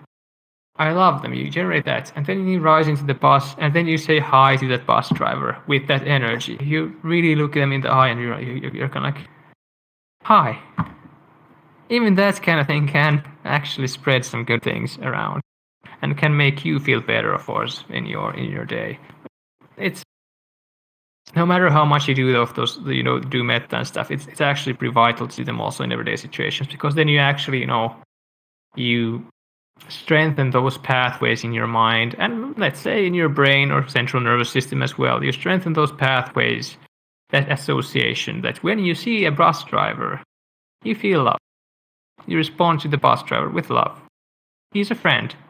He's a cool guy. I mean, he's really nice. He's driving my bus to somewhere, and he's working for the well-being of the society. Of course, he gets paid, but he's still doing like a good job. And you're like, whatever. He's a good guy. I love him, no matter how he is.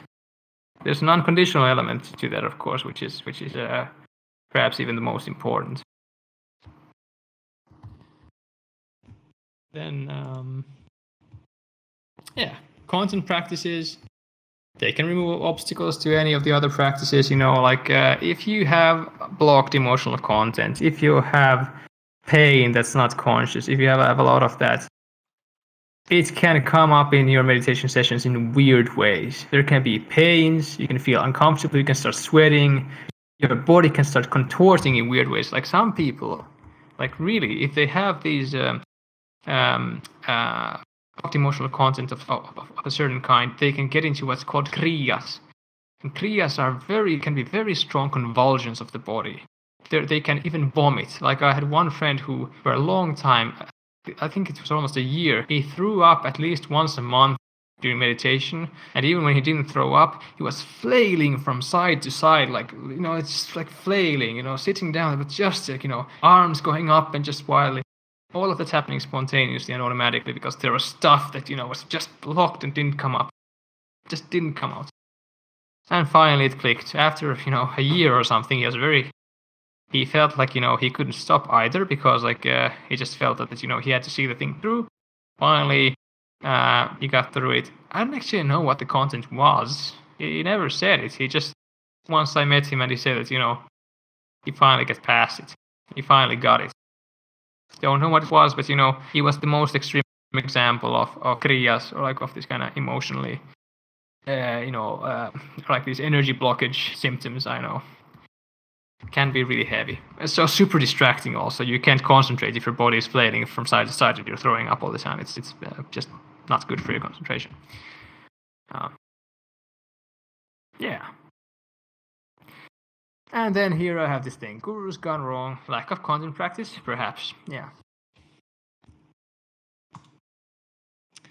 And then after cushion practice, without a robust everyday mindfulness practice, Samatha becomes like a leaky bucket. You practice your 1 hour or however long per day, but become more and more mindless as the day goes on. So even if you have a good practice routine, if you don't do any everyday mindfulness practice, you're like, I've set my 1 hour, now I can do whatever I want. And then you go just do like, whatever, mindless things, whatever you do, you just go on autopilot the whole day. It's just not gonna work. Well, it's gonna do something, but it's not gonna work as well. Definitely not gonna work as well. So you should patch the buckets. And one way to do that is to have, for example, a secondary session in your day, or just having these micro sessions per day. Like I do a lot of that, on top of like trying to establish mindfulness, like I said, like through associations with like going through doorways and so on, and then remembering mindfulness. I also do these whenever I have the chance, I do this very, very short, like 5 minutes, for example, meditation sessions. A very good everyday practice also, by the way, is reading books on Dharma or Buddhism. That always refreshes those pathways in your mind and just brings the path and the ideals and the kind of your motivation and all of that associated with it. It activates that in your brain and your mind. So that's also good. But somehow you should patch the bucket. And everyday mindfulness is, it's actually the prime motor for insight. I mean, there's all people have a constant trickle of insight. Shinzen Young said that all beings are going towards enlightenment or awakening. Awakening being the Buddhist ideal of, you understand pretty much everything worthwhile and worth understanding in life. All beings go towards awakening. It's just the pace they're going towards it that differs. So, everyone has to work with their mind all the time. Like all the time, every day, all the time. You can't escape your mind. You always work with it. And everyone tries to understand it and work with it in skillful ways. But the meditative practices are just methods to do that, learn that stuff faster, get the insight faster. And really, everyday mindfulness is like really strengthens and widens that constant trickle of insight much more.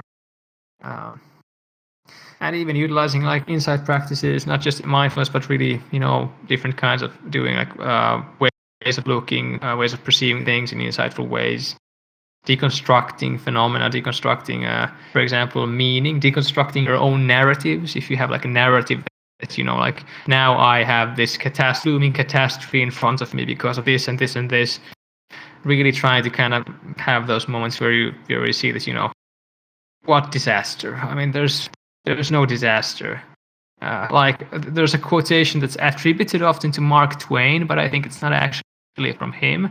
That's like, this fun thing that my life has consisted of a series of disasters, most of which never happened.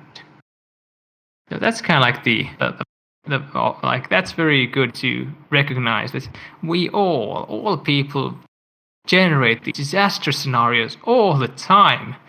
And basically none of it ever happens.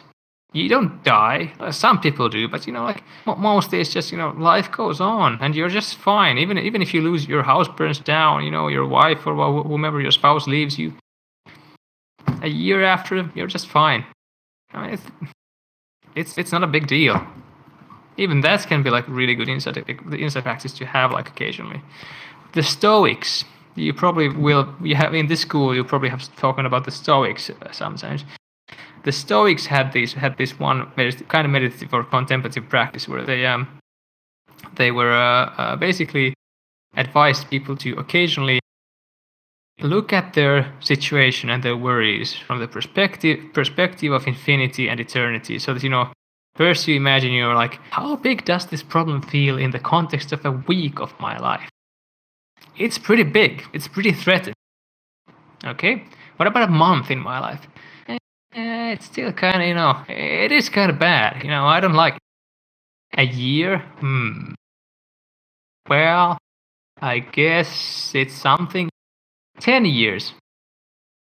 No, nothing. 100 years?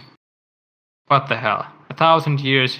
It's not even worth mentioning, even a footnote of any kind of encyclopedia, like anywhere.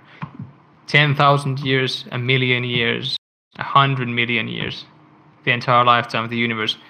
It's so small, so insignificant. Your problems are so insignificant, they're not even worth mentioning. They can, they're nothing. The same with infinity. You can also sometimes do that, with infinity. You imagine, in the space of, like how big am I? A very classic way of looking at things. Physicists talk about this also, Carl Sagan stuff. I'm nothing. It's I'm not even worth mentioning because, I'm so much of a nothing.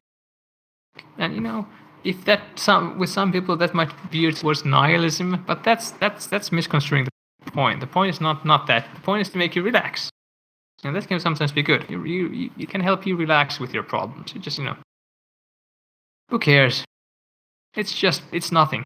It's just something happening somewhere at some time, and it doesn't really make any difference. Can have skillful uses. Anyway, an example of, an everyday mindfulness perspective, like insight perspective. And then if we talk about ethical behavior, which is kind of like an off-the-cushion practice, how do you work with people? How do you act with people? It's actually even necessary for deeper states of concentration as well as generation of positive states. Like I say here, worries and regrets about one's own past behavior can creep in explicitly, but also affect practice in more subtle ways. So you can actually just feel bad, or you just don't get concentrated for whatever reason. You just don't get it. And sometimes the problem actually is that you're doing some bad stuff. The negative effect, the effect on your conscience is so subtle that you don't notice it explicitly. You don't notice it consciously, but it actually is there. And then, at some point you might actually notice that I actually feel bad. I feel bad that I'm lying. I feel bad that I'm stealing. I feel bad about whatever. And it can be good to kind of stop doing those things. So you get deeper, better. And you're just a better person, which is very good, really, really important. I mean, the way I usually, if someone asks me to define Buddhism in the shortest way possible, I usually say Buddhism is about having a good time. And I mean that seriously. It really is about having a good time. But that also because you having a good time is not separate from others. Like, no one is an island. If you're a dick, you're gonna get hit. Someone's gonna hit you at some point. That's not good for you. And in any case, there's no separation between you and other. If you think about your egoistic self-interest, that doesn't exist.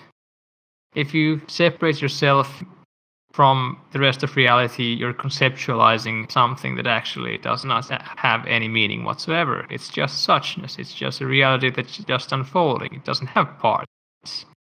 If you make it into parts, you're conceptualizing, you're making distinctions. And self and other is a distinction like that. There is no egoistic self-interest.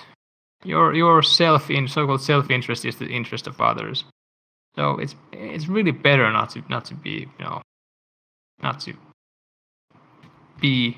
nasty to other people. In many ways, we're going to talk about those later also. So now, okay, this is finally the end of the first part. The second part will be about the 4 major insights of Buddhism. The third part will be about how these practices we mentioned relate to these 4 insights. I can warn you right now that the second part is probably, depending on how many questions there are and how, loquacious I get, the second part might be the longest. But the third part will be short. So now it's time for questions and answers again, if there's questions. There's a raised hand, I think. Yeah. Yeah. I have a question about the flow state. when you're playing like a guitar or a piano or something like that, and then you have like a flow state, is it something like compared to jhanas? It is something that you can compare to jhanas to some extent, yeah. But the thing is that, it's not just jhanas, but also one of, let's say, not the aims of practice, but one of the really good fruits of practice is that you have a mindful flow state. Very often flow states are kind of mindless, and that, you're doing it and your mind is also doing stuff, but you're not really very aware of what exactly is it doing and what's actually happening. It's just a flow state. That especially happens with sports, for example. You're very, very into it. Or games, video games for sure. That's the best example maybe. You are really immersed in the game. It's a flow state, but you're very unaware of the context and whatever's going on around it and what the bigger picture is and what your mind is doing. So that's maybe the biggest distinction. Also, jhana practice, for example, is very generalizable. It helps you learn how to get into those flow states in a very generalized way. So if you do, for example, a lot of jhana practice, and you get into, what I mentioned, you get this phenomenon that you get off the cushion and your body moves on its own. That means you're still in that mindful flow state. You're just watching things unfold, but it's very generalized. It's not just that you're in the jhana and then it ends and you're like, oh yeah, I was here, and then you go about your day and you feel the same. It's that you're mindful of the jhana, you're mindful when it ends, you're mindful of what happens afterwards, but you're still in the flow state in the sense that you're not doing anything. And that can be really cool. For example, going to the gym, you kind of you're just there, things are just happening. You're lifting the weights, but it doesn't really feel like effort because it's just just something that's happening. You're not doing anything. It's just a becoming. It's an unfolding.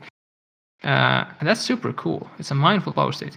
However, yes, phenomenally, how it feels like playing the guitar, your fingers are moving on their own, for example. Phenomenally, that feels the same. Yeah, it's just that you have that in your whole body. Like if you have that effortlessness outside of meditation, you have the same thing in your whole body.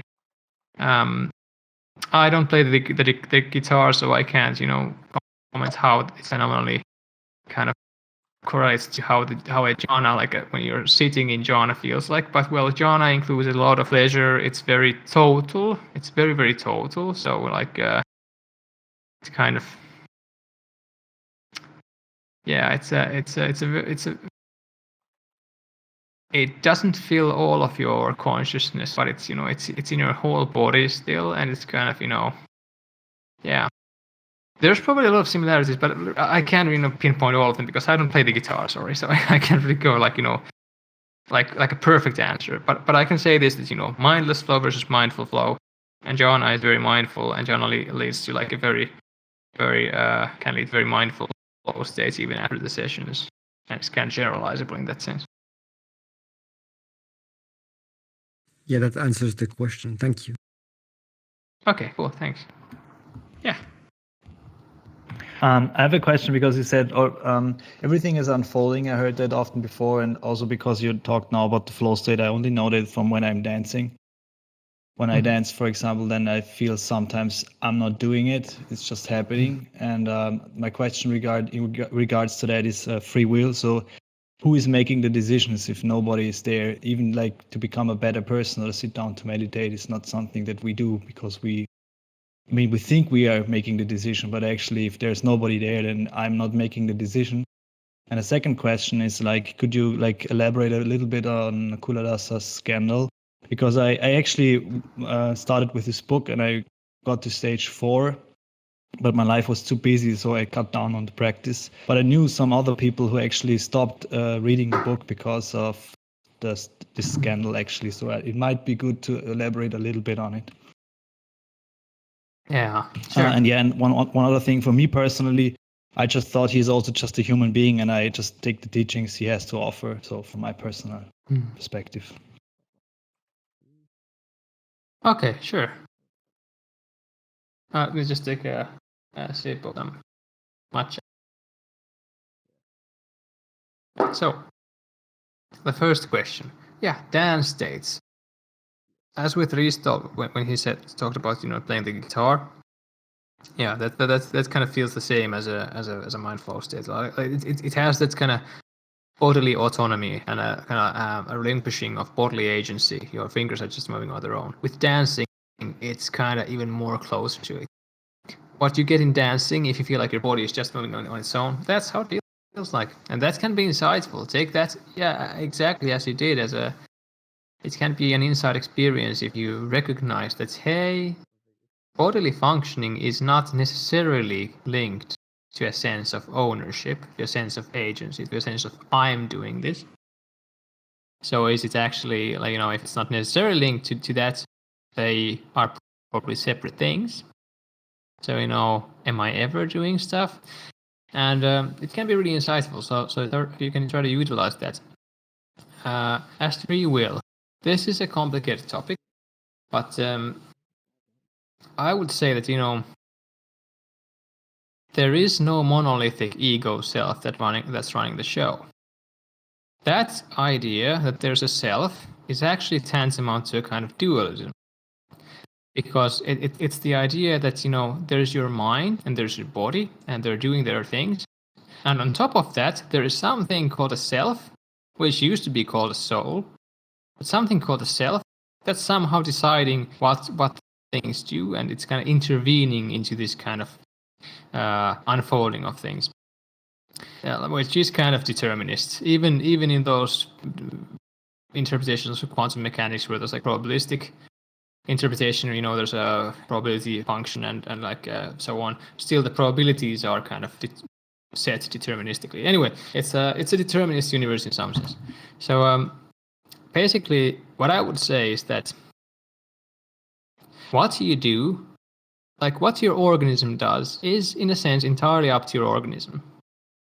You are free. Like your username is I'm not pronouncing it perhaps correctly, but it's Zalago. So let's suppose that that's your name, Zalago, or Xalago. Yeah. And then okay, what Zalago does as a mind-body entirety is entirely up to Zalago. Zalago can do whatever he wants. However, Zalago can't decide what he wants. No. Like what you do is completely up to what you are. However, what you are is the result of determinist causes and conditions. I think you have perfect free will because you can do whatever you want. It's just that, whatever you want is subservient to what you are, and there is no separate soul that somehow kind of intervenes and decides what you are. It's just, it's just a flow. There are causes and conditions that kind of make you what you are, and then you have your wants and needs and decisions and thoughts and whatever, based on that, or like because of that. And in that sense, your actions are also the actions of the entire universe, because you're the results of an infinitely complex, interconnected web of causal connections and so on. So, I would say, there's no ego self, but that doesn't matter. I mean, your mind is still your mind. You have your character, you have your personality.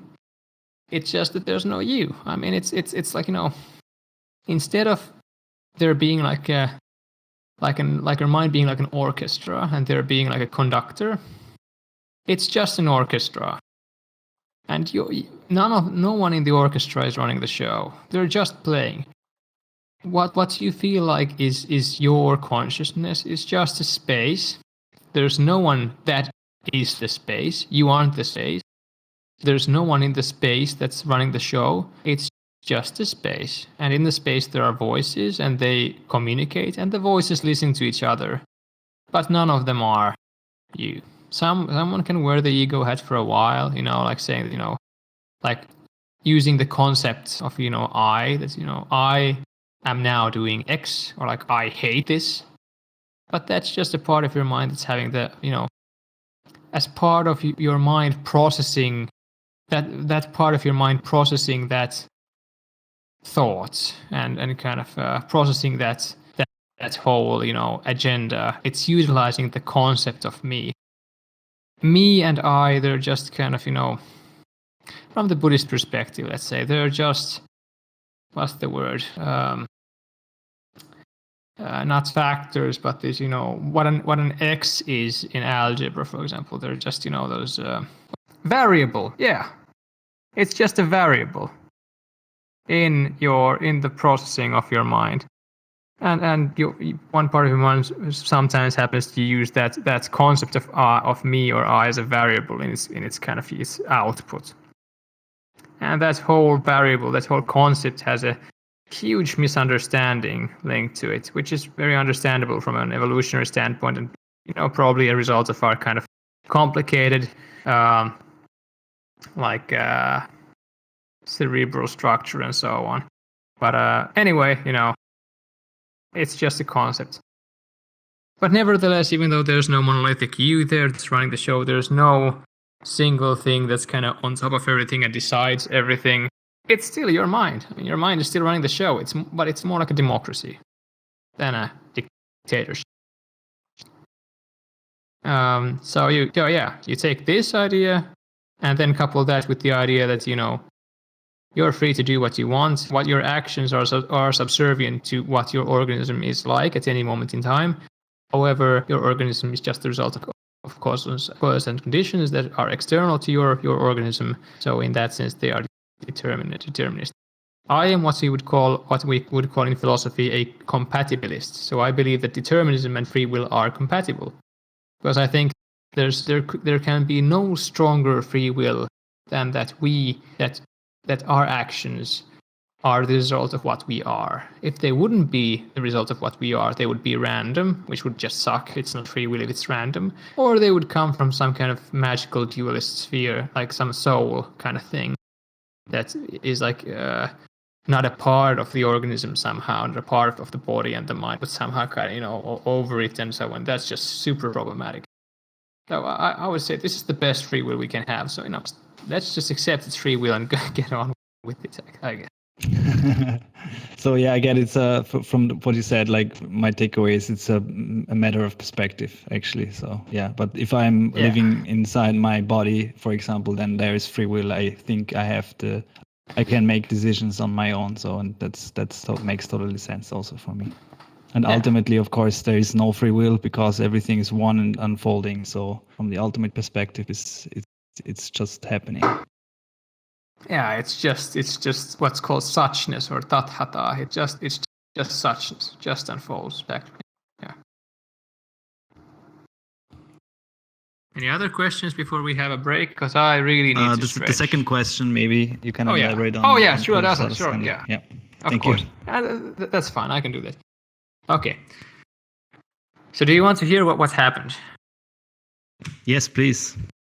I searched for it for a while on the internet, and maybe there's something now online, but back then there was no information. I have not checked since I one year or two or so. Okay, so Chulas actually released I think it's like a 38-page document as an answer to the whole thing. So that you can find it online on Reddit if you find it was in January this year or something. Basically, what happened, the short version is that according to what I've heard from Chuadasa and based on what I've heard from some of the board members of Dharma Treasure, which was Chuadasa's kind of school thing, organization, who kicked him out and who kind of sparked the scandal. Chuadasa and his wife had been living basically separated for a good while. They had talked about divorce several times, but and Chuadasa wanted a divorce. But he was, which is very common for many meditators, he was super conflict avoidant. Even though he was wise, I mean, and he later on, he said that his conflict avoidance was one big problem he ignored for too long, and that was about content. He actually, one of the last podcasts he did before the scandal was that he talked about content practice being super important because he was, he felt that his behavior was really aberrant.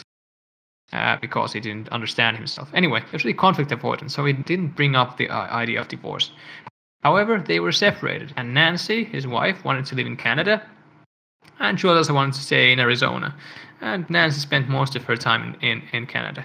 They had agreed that they could have other sexual relationships, and Chuadasa always felt that he never had understood sexuality very well. All his life he felt that it was a bit of a mystery. He felt he wasn't very good at it. He felt that, it was a big part of humanity which he didn't understand very well, and he wanted to understand better. Then, he had some lady friend, and they had a sexual relationship. Fine, his wife Nancy was fine with that. And Nancy is a great person. Nothing against Nancy. These are complicated matters, after all. But according to my understanding, Charles had then kind of some friend of his, like some associate of his, like what's the word, like introduced him to some women who worked as escorts, and Chuad also felt that these were people who didn't know he was a Dharma teacher, which was really refreshing because the whole thing had blown up so much after TMI was published. And he wanted to know more about sex. He was dying. He was separating from his wife. They had talked about other relationships being okay. The thing is, Chuad also didn't tell his wife about the relationships with prostitutes, I think. And I think that sets her off. That's such a stigmatized thing. But I am not going to. I want to say, because this is going to be released on YouTube.